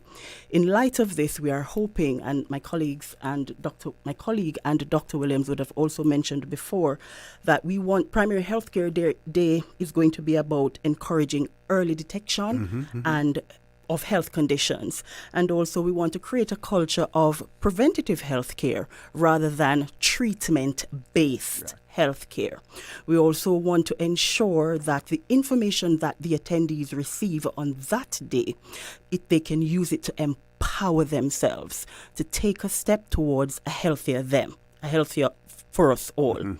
And lastly, I think we hope to create what I would like to call a triple effect, because for those persons who don't come, for those persons who do come, they can share the information, and hopefully they will be empowered in such a way to take some of those lessons that are learned and put them into practice. Okay. And your plans in terms of making this an annual event, not just, a one-time fair, but an annual event that people will look forward to. And will that be determined by the response that you get, or are you going to push it either way? Our plan is to continue, and we're pretty sure that the response going to be a good response from the public. It's something that is needed. It's something that we are offering, and I think we should mention is free of cost to everyone attending. So it's something that definitely we will repeat every year, and depending on the demand, we may be able to repeat it even more than once a year. So it's something that is necessary. It's something that I'm sure the public will embrace. We have made arrangement with different groups to attend as well. You just read my mind. So it is something that is there, giving the opportunity for people to get screened, to get vaccinated, to get checked, and it's free of cost. And it's something that I believe it will stay definitely for years to come. Okay, we're going to go to our headline news at 2 o'clock. When we return, we will continue the conversation with representatives from the Health Services Authority talking about Primary Healthcare Awareness Day and the fair that they will be putting on as well. Don't change that dial. Please stay tuned. Talk Today. We'll be back shortly. Information, entertainment, inspiration. Covering Grand Cayman, Little Cayman, Cayman Brac. Since 1976 till now. Radio Cayman in the Cayman Islands. From Radio Cayman's newsroom, this is Headlines. The headline news is brought to you by Kirk Market. I'm April Cummings with your latest headlines. The governor's office announces the appointment of Mrs. Shavela Burke as the new Deputy Supervisor of Elections. Mrs. Burke will assist the supervisor in managing the overall election process, ensuring that all procedures are fair, transparent, and in line with legal requirements. She will work along current Deputy Supervisor Sheena Glasgow and Ernie Scott to support the Supervisor of Elections in overseeing the electoral process. In regional news, the Assembly of Southern Lawyers has called for the establishment of an independent tribunal to investigate Chief Justice Ivor Archie after the London-based Privy Council on Monday ruled that former High Court Judge Marcia Ayers-Caesar had been dismissed from her post unlawfully. Ayers-Caesar resigned as a High Court judge in 2017, and the Privy Council, Trinidad and Tobago's highest court, ruled that her forced resignation in April 2017 was unlawful and violated her constitutional protections. U.S. consumer confidence fell for the fourth straight month as Americans' anxiety about their financial futures declined to a 12-year low amid rising concerns over tariffs and inflation. The Conference Board reported today that its Consumer Confidence Index fell 7.2 points in March to 92.9. Analysts were expecting a decline to a reading of 94.5. This is according to a survey by FactSect. Those are your headlines. I'm April Cummings. www.radiocayman.gov.ky. Check out our social media pages: Facebook, YouTube, X, formerly Twitter, Radio Cayman Headline News.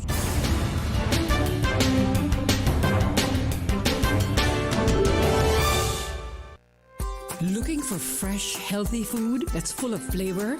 Then you've got to visit Kirk Market. Our dishes are made with fresh, high-quality ingredients. Enjoy vibrant mixed greens or satisfying pasta salads. Or try one of our delicious grill options like blackened chicken, spicy beef steak, or grilled salmon. Looking for something light and flavorful? We've got sushi rolls and poke bowls prepared daily. And don't forget to explore a hot bar or Billy Fresh salad at the salad bar. Stop by Kirk Market today for breakfast, lunch, or dinner and taste the difference. Eat well, live well with Kirk Market.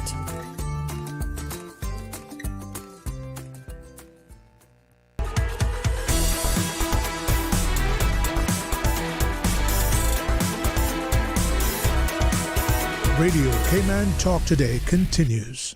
Good afternoon and welcome back to Talk Today. We have representatives from the Health Services Authority in the person of Dr. Williams, Nurse Rose-Wright, and Dr. Prehay But Dr. Prehay, she is a doctor, that's a PhD as opposed to DR. And she has had nurse conferred upon her as well. that is what Ms. Rose-Wright has told me. So I'm going to pass that on to everyone. You know, nurse conferred upon her as well. So we're talking about the public health, primary health awareness day, which will be celebrated on Saturday, the 5th of April. A huge fair, first time for something like that to happen in the Cayman Islands, I would venture to say. This is the first one. It will be held at the John Gray High School gym, targeting all age groups, but seeking to appeal also to the 20 to 40 age group. And why that group? Why that group? We want to reach that group because that group tend to seem to be the healthier of all the groups. Mm-hmm. And so there might be some thinking there that I am healthy, I don't need to do screening, I don't need to be seeing a doctor, you know, I am fine. And so this can be very wrong for a lot of persons. And so it is important even for that age group, even for you to know what your numbers are, your blood pressure. You know, I heard my persons usually say the blood pressure is a silent killer, and it is for every age group. So we are appealing to that group. Come and see what is offered to you and how you can develop better habits as it relates to your health. And you did say that, you know, during the course of a screening, if something is detected, then you will offer follow-ups right there at that point in time in terms of appointments for follow-ups? Yes, so we will be offering consultations because we'll also have some of our doctors from general practice clinic. We have our public health nurses along with other persons there. And so they will be getting consultation on spot. However, we'll be taking their contacts and we will be following up with an appointment for them to be seen. And we will all, after the appointment, we'll be following up with them to ensure that those appointments are kept. So that's one of the strategies that we have put in place. Mm-hmm. Dr. Prehay, anything you want to add to that? Just to say that it's highly important that persons follow up with the advice from the physicians. Actually, the point Joanna mentioned a while ago is one of the distinguishing areas of the event that we are trying to establish, because we will, in addition to what has been discussed prior, is that we will have a doctor's corner, a doctor's booth, where persons can access in real time the general practitioners. And so it's good to know, and because we have a system in place that we're going to be able to follow up, that is what we mean by primary health care, making it accessible to everyone. Okay, Dr. Williams, from a public health and medical perspective, what are some of the why is primary health care so important as far as disease prevention and our overall well-being? Okay, as mentioned earlier, primary health care is the base of every medical attention. Persons, hospitals and others normally will concentrate on secondary and tertiary care. We want to prevent or at least delay the need for persons to go there. By attending your primary health care physician on a regular basis, we will work with you not only on disease prevention but also on health promotion, and we'll make sure that we give tips about nutrition, regular exercise, but the regular checks that are so important. I also want to add for what Nurse Joanna has mentioned earlier, that we are focusing in the group 20 to 40, but also gender-wise, we're focusing also, we are encouraging males also to attend.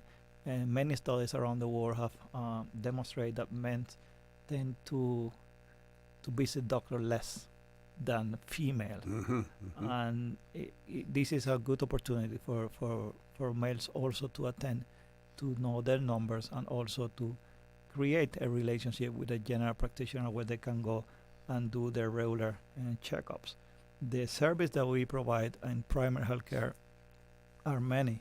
We provide dental service as well, I was mentioned earlier, and nutritional service. We provide vaccination, but not only childhood vaccination, we also provide vaccination to the adults and the elderly. We provide vaccination for travel health as well, and advice for persons who are traveling. So it's a whole a large amount of service that we provide to cover primary health care. We had, it was reported a couple of months ago, the result of the STEP survey by the Ministry of Health. And we realized we have a big problem. It was confirmed, we knew already we have a big problem in Cayman when it comes to chronic diseases, especially hypertension, diabetes, and obesity. We have a big problem as well with childhood obesity. A study has shown that childhood obesity usually translates in obesity as an adult, and all the complications that are linked to obesity, diabetes, hypertension, like heart disease, kidney disease. So we want to focus on those areas. We want to diagnose those diseases earlier, that we can manage the diseases and prevent complications from arising. Now, you mentioned nutrition, and with the rising cost of living in the Cayman Islands, we're hearing that more and more persons are unable to purchase the foods that are healthy. And as a result of that, then they end up purchasing and eating, foods that are not necessarily conducive to their good health. How do we address that? What advice do you give to persons who find themselves in that situation? Any advice can be given? Actually, we will have a nutritionist at the day of the event to give advice. And we know there's a perception, and maybe it's a reality, that healthy food is more expensive than unhealthy food. However, with many discussions I have with nutritionists in the past, they have shown and proved to me that actually there's a way to eat healthy without spending all your money. And that's type of advice they will also share with those who attend the event on April 5th. But I understand what you're saying, and it's not always about the cost. Sometimes it's a lot easier to go and buy one of these unhealthy food, because you don't have to go through the whole process of preparing them yourself. But there are ways of preparing these healthy foods as well, that they are not as costly, and our nutritionist will be in the best position to share with all the participants there advice on that as well. Can you speak to the advantage of early detection? Sure. I don't want to. I will repeat it again. Yeah. But we always said that prevention is better than cure. But the early detection is extremely advantageous. And we go to something like, let's talk that everyone is in everyone's mind, or everyone talk about this cancer. So you detect cancer earlier. Breast cancer, cervical cancer, prostate cancer, any type of cancer, you detect earlier, you have a very, very high chance of this being resolved. But other conditions as well, diabetes, hypertension, if you detect them earlier, you are in a better position to make changes in your life that will help you control these diseases, and also to get the treatment to prevent complications from these diseases. There are 3 different types of prevention in public health, which is primary prevention, secondary and tertiary prevention, and all of those is in different steps of these diseases. So in primary prevention, you're trying to prevent the disease from appear, and secondary prevention, you're trying to prevent the disease to develop, and tertiary, you're trying to prevent complication from the disease or to get it any worse. So we can address this type of at any stage. So the event is very important. We're encouraging everyone to attend the event, but it's actually even more important for everyone to have the primary care physician, to follow up with the primary care physician on a regular basis, because they will do all those screenings and all that need on a regular basis, based on their patient age and gender, to detect any condition early and manage appropriately. Now, we keep hearing in other jurisdictions about the high cost of health care. And we know that here in the Cayman Islands, it can be relatively high as well if you don't, especially if you don't have adequate insurance. Again, early detection and prevention, those two initiatives help to reduce the cost of healthcare. Can you elaborate on that? Speak a little bit more about that. Yeah, definitely. Healthcare, as you mentioned, is a high cost anywhere in the world. Cayman, we all know, health insurance is mandatory, but again, health insurance, there is a cost to health insurance. Most of these public health programs are actually free of cost to the public. With the government has always been supportive of this program, which include most of this vaccination as well as this screening program.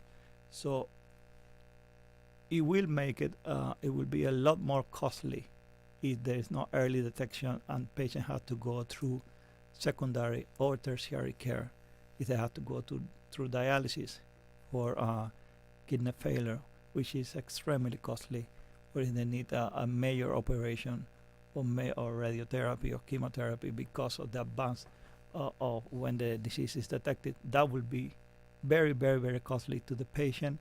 Even if they have insurance and the insurance cover, then the insurance premium likely will go up. And at the end, it will be extremely costly to the Cayman Island government as well.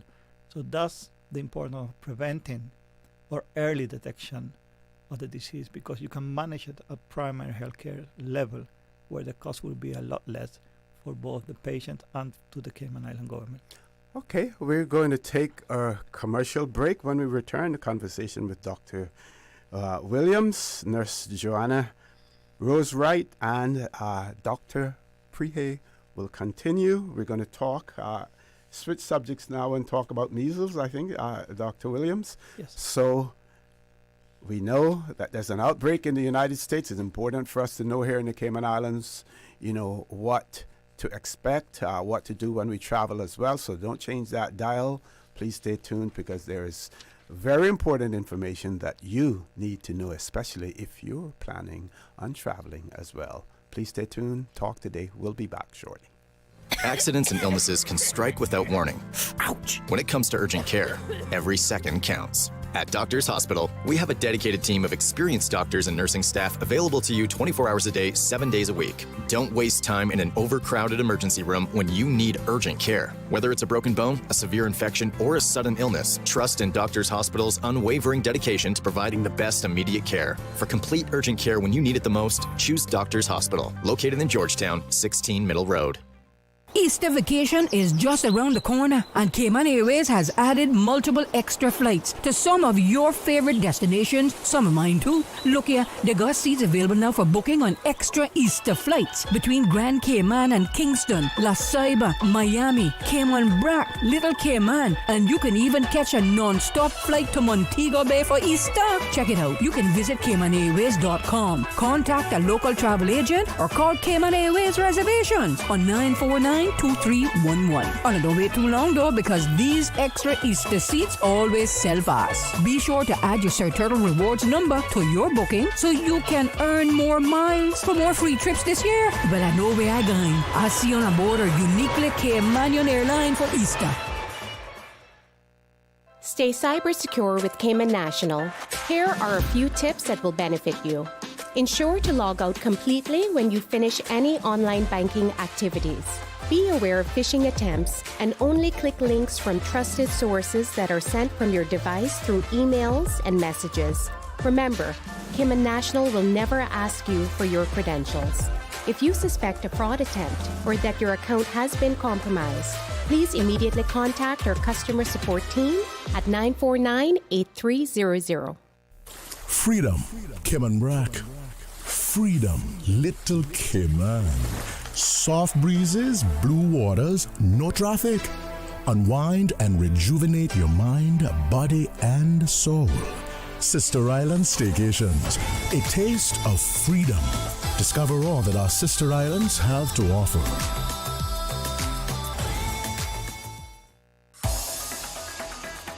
Radio Cayman's Talk Today.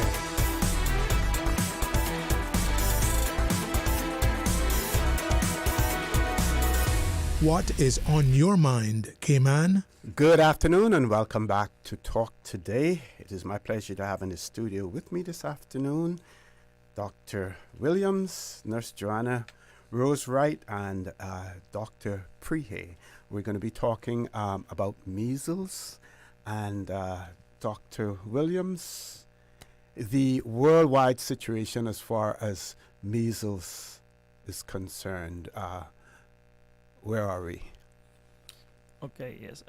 First, I think we need to advise or at least explain to the public, to those who are not aware what measles is. Yeah. Measles is a viral illness. It's a very contagious disease. Some of us, even the younger, and let me put myself in that group, the younger doctor had not been able to attend many cases of measles before because measles were practically eradicated from the region for many years. Yes. However, there is now an outbreak of measles in different parts of the world, and more concerning is that the U.S. is having outbreak of measles in different states, including Florida, and we all know the traffic between the Cayman Islands and Florida, how large is the traffic, or how frequent is the traffic both ways, from Cayman to the U.S. and from the U.S. to Cayman. For that, I think it will be appropriate for us to inform the public about measles. We have done a lot of work internally on how, and we have a plan, and we are prepared to respond to any cases of measles in the Cayman Island or any suspected cases. But I think it's good for the public to know more about the disease, the presentation of the disease, or what to do. And that's why we are here today. Okay. So you spoke about the confirmed cases in the U.S. and in particular Miami, where we visit quite a bit.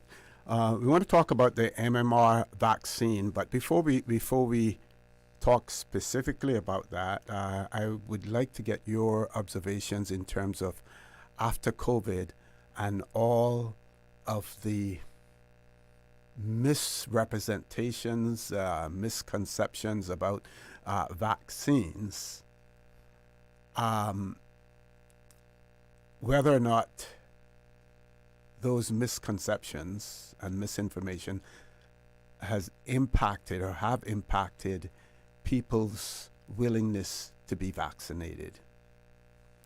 Well, thanks for that question. We have seen a decrease in within the region, especially in the Americas, where the coverage for vaccine has decreased during COVID and after COVID. Whether it is because, some persons would have said, but I have gotten the COVID vaccines and I still got COVID. So there are a lot of things out there that which have affected the uptake. However, I must say in the Cayman Islands, we are doing well as it relates to coverage overall with our vaccines. Yes, with the measles vaccine, we would love our coverage to be higher. For most of our vaccines offered to children 0 to 5 years, we are like 94 to 95%, which is what is required from the World Health Organization. However, with measles, with our first dose, we are at like 90%. And with the second dose, we are like 87 to 89%, which that is, something that we'd want to increase because we have vulnerable persons in our population. And we have children who cannot receive the vaccines because persons under 1 year, children under 1 year would not be able to receive the vaccine, so they are vulnerable. We have persons who are immunocompromised, so they would not be able to receive the vaccine. So yes, we would love to see the coverage for measles up. However, overall, our coverage for vaccines in the Cayman Islands is good. And have you had any cases of measles being reported in the Cayman Islands yet? No, we have not. Because if we have one case in the Cayman Islands, it can be considered an outbreak because we have eliminated measles in the Americas. So one case is an outbreak. So we don't even want one. However, we are equipping ourselves to handle this if we have a case, we are equipping ourselves to ensure that we can manage. When we look at what is happening in the U.S., persons will say, why are we concerned? We have measles every year. But for 2024, for the entire year in the U.S., there were only over 270 cases. Now we are in the third month of 2025, and we're already over 380. So that alone is a cause for concern. And then we have measles in places where we have direct flights to the Cayman Islands, as Dr. Williams said, from Miami, from New York. So those are reasons to be concerned. I was also looking at the rate of unvaccinated persons who have the measles. Now, of the over 380 persons who have been confirmed with measles in the U.S., only 2% have received their 2 doses. So for some reason, maybe they didn't convert, but just 2%. Over 90% of those 380 did not receive the vaccines, and another smaller percent received only 1 dose. So it also tells the importance of ensuring that persons are immunized. So what do we say to those persons who are hesitant or reluctant to take vaccines, Doctor? I believe for all vaccine, but specifically for measles, that is the one that we're talking, the MMR vaccine, the numbers that Nurse Joanna just shared with us, it should be more than enough when you realize that more than 95% of the cases in the U.S. are for persons who are unvaccinated. So we are encouraging the parent. We know there have been some in the media, and also a study was published in the 80s about a relationship between the vaccine and a particular condition, medical condition, which of course is not true. And the WHO and other CDC and other organizations demonstrate that there is any link between the MMR vaccine and any other condition. I have mentioned before, measles is a very serious disease. It's one of the viral diseases that can have several complications and can lead actually to death. And it was a death of a child in Houston, in Texas, and that also opened a lot of eyes. And we have parents who they were hesitant before about the vaccine come forward and ask for their the kids to get vaccinated.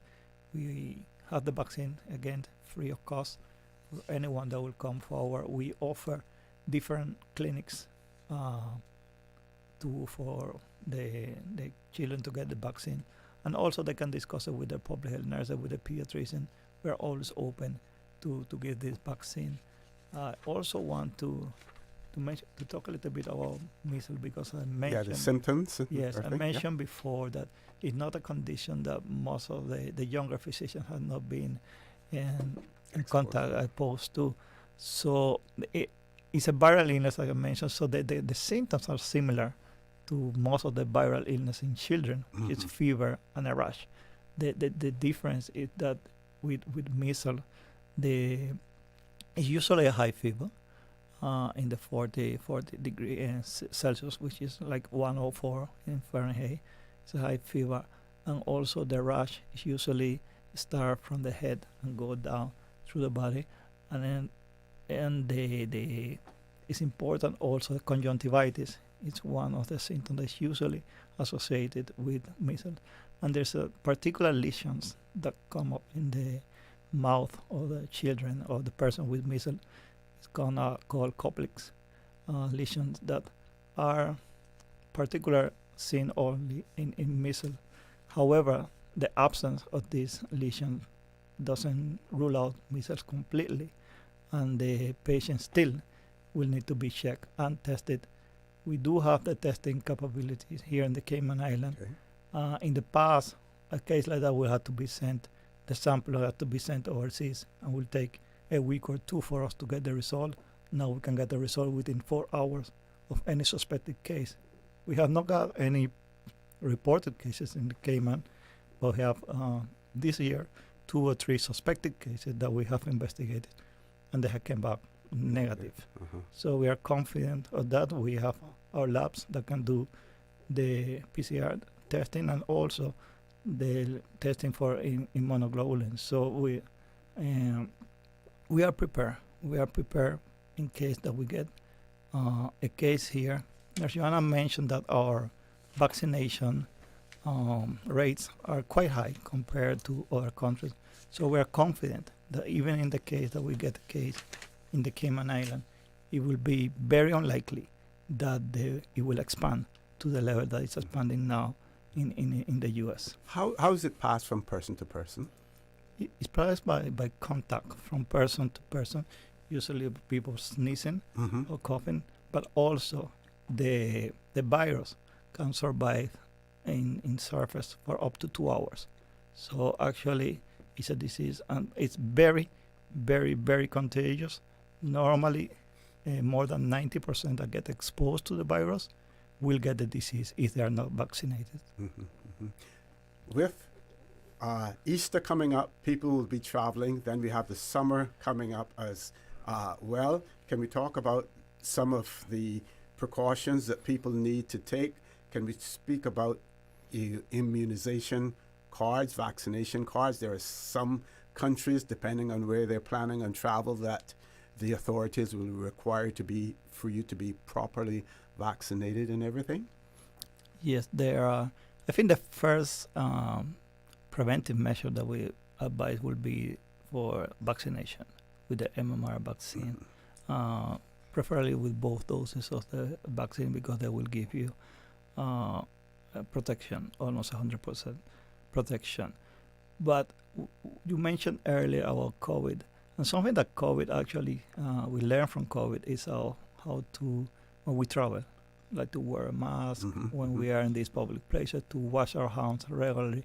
So this type of measure is kind of the same measure that we need to take to avoid getting exposed or getting to measles while we are traveling to some of these areas. I'm not sure if Nurse Joanna want to add. Yes, thank you, Dr. Williams. And I would say that this time, within the next 2 months, students will be preparing to go off to university and college in September. So they would come to us like April, May to be immunized. We are encouraging all students, you're going off to university, especially overseas. You want to ensure that you have your vaccines up to date. So we have the public health department at Smith Road. We have our district health centers. They can go to any of those locations to ascertain their immunization status if they don't have their cards. And sometimes they have their books, but they're not sure if everything that is in the book means that they are up to date. And we're also encouraging parents who, even though we have not started giving immunization for MMR at 1, it can be given at 1 year old. So we had 2 clinics recently inviting parents to bring their 1 year old, because in the Cayman Islands, we start at 15 months with the MMR. We're open to move to 1, as I said, and the second dose at 18 months. So we are also encouraging parents of children who are 1 year old that you can bring your children to immunize. However, if your child is under 1 year old and you think you're going to a country where the child may be exposed, the vaccine can also be administered. So you can speak with your public health nurses. Okay, and as far as the vaccines are concerned, if a person requires two shots and they're traveling, it's important for them to get that first shot early enough so that they have enough time to get a second one. Can you advise on that? The first dose will give you up to about 93% coverage, and the second dose of measles will give you up to 97%, because nothing is 100%, right? There's still a little loophole there. Yeah. But yes, we encourage you. So say you're going to be traveling within the next 2 months, we would encourage you to get your first dose. So after 4 to 8 weeks, you can get the second dose. It would be better to be to try to get 2 doses in. And also, a vaccine is more effective 10 to 14 days after you have received it. So we don't want persons to wait until a few days that they're traveling before they get the vaccine. Give yourself 10 to 14 days before you travel. Okay, so we want to give all of you an opportunity for some closing comments. Most of you would have noticed that in this discussion, Dr. Prehay really didn't participate, but there's a reason for that. Remember, we say that she has a doctorate in education, not in medicine. So we want to rehash what we have said in relation to Primary Health Care Awareness Day. Let's remind our listeners and our viewers about what it is all about, the date, time, and location as well in your final comments, Dr. Thank you, Mr. Prehay. OC. So for all the listening public out there, Saturday, April 5 from 9 a.m. to 3 p.m., the John Gray High School Gymnatorium, that is the place to you. And if your time permits, sir, Mr. OC, yes. we'll also look forward to seeing you there. I will make 100% effort to be there. Absolutely. We want to encourage everyone who receives a screening on that day to take action and take responsibility for their own health. It's designed to help you to begin to make that lifestyle change that you may need to make. It's all about your health. We're here to help you. We encourage you to take the first step to a healthier you. Okay. Ms. Rose-Wright. Thank you. We are also encouraging persons to express your love to your family members and yourself by protecting yourself with vaccines. So when you immunize, when you take the vaccine, or someone in the family take the vaccine, when we have a high coverage of even 95%, it's called herd immunity. And what we're doing is protecting that vulnerable group. Those persons who can't get the vaccines for whatever reason, we are expressing love by protecting that group. So I would encourage everyone, check your cards, check your records, see if you are fully immunized.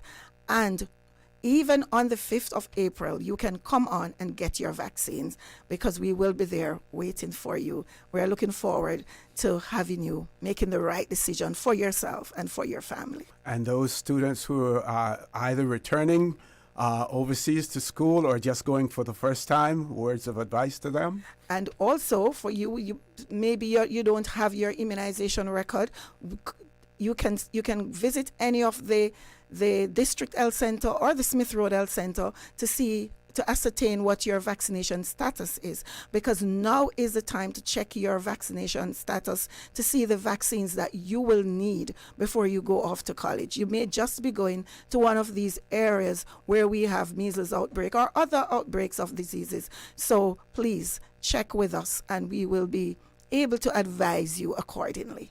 Okay, and if people want any additional information on this, where should they go? Right. Thank you, Ozzy, for having us today to discuss about this event. But if they want more information about the event or any event related to primary health care, including public health, they can go to the Public Health Department at the Smith Road Center, 2nd floor, or to any of the District Health Center and ask for the public health nurse or any of the GPs, and they are in the position to advise the public of different events or the type of vaccines that they need depending on their age and all the different type of primary health care services that offer here on island. Yeah, we know that some of those district health centers are highly subscribed. That people do go there. Can you talk a little bit about some of the services that are offered at these district clinics? Sure. All district health centers are very busy. They are busier than other, but I'm not gonna mention any names so I don't hurt anyone's feelings. Yes. But the district health service, they offer public health service. The same public health service, they offer antenatal and postnatal service. They offer dental services in West Bay and Bodentown as well. A GP general practice service are offered, and also pediatric service and gynecology service are also offered in the district health center, apart from nutritional service. And Nurse Joanna, I'm forgetting anything? Oh, well, a big one is our home care services. Correct. Okay. For postnatal, not just for persons who are unable to get to the hospital because they are immobile, but also our mothers who have given birth like between 3 to 10 days. We have postnatal visits for those persons. Our home care service is one of the best, or not one of the best. It is the best on the island, yes. And so we will also be offering information on how persons can become a part of the home care services at our primary health care event. But that is great. We have visits from the doctors, we have visits from the nurses in the communities. Okay, on behalf of the people of the Cayman Islands, I want to thank all of you who do such hard work and dedicated service at the Health Services Authority, as well. Sometimes people may think it's a thankless job, but at the end of the day, it is certainly much appreciated as well. Folks, I want to thank all of you who joined in with us to either watch or listen. I say to you, continue to keep yourself safe. If you need to be immunized, please seek to do so. The services are out there. In most instances, free of cost. In most instances, free of cost as well. So please take advantage of it to ensure that you are protected as well. And don't forget the health fair. 5th of April, Saturday the 5th of April at the John Gray High School Gymnasium. Be there as well. Lots of things that you can learn. You can also be examined and everything else. Have a great day. Please stay safe. And as usual, we ask the good Lord, please continue to bless these 3 beautiful Cayman Islands. Talk Today is brought to you by Subway, open 24 hours in Countryside, Anderson Square in Georgetown, and Centennial Towers in West Bay. And by the Ministry of District Administration, explore your history, explore your land, explore your sister islands. And Cayman Airways, call them on 949-2311 to book your nonstop flights to Los Angeles and Panama. And Doctors Hospital, peace of mind is important when life happens. Doctors Hospital, always there for you. Call 949-6066.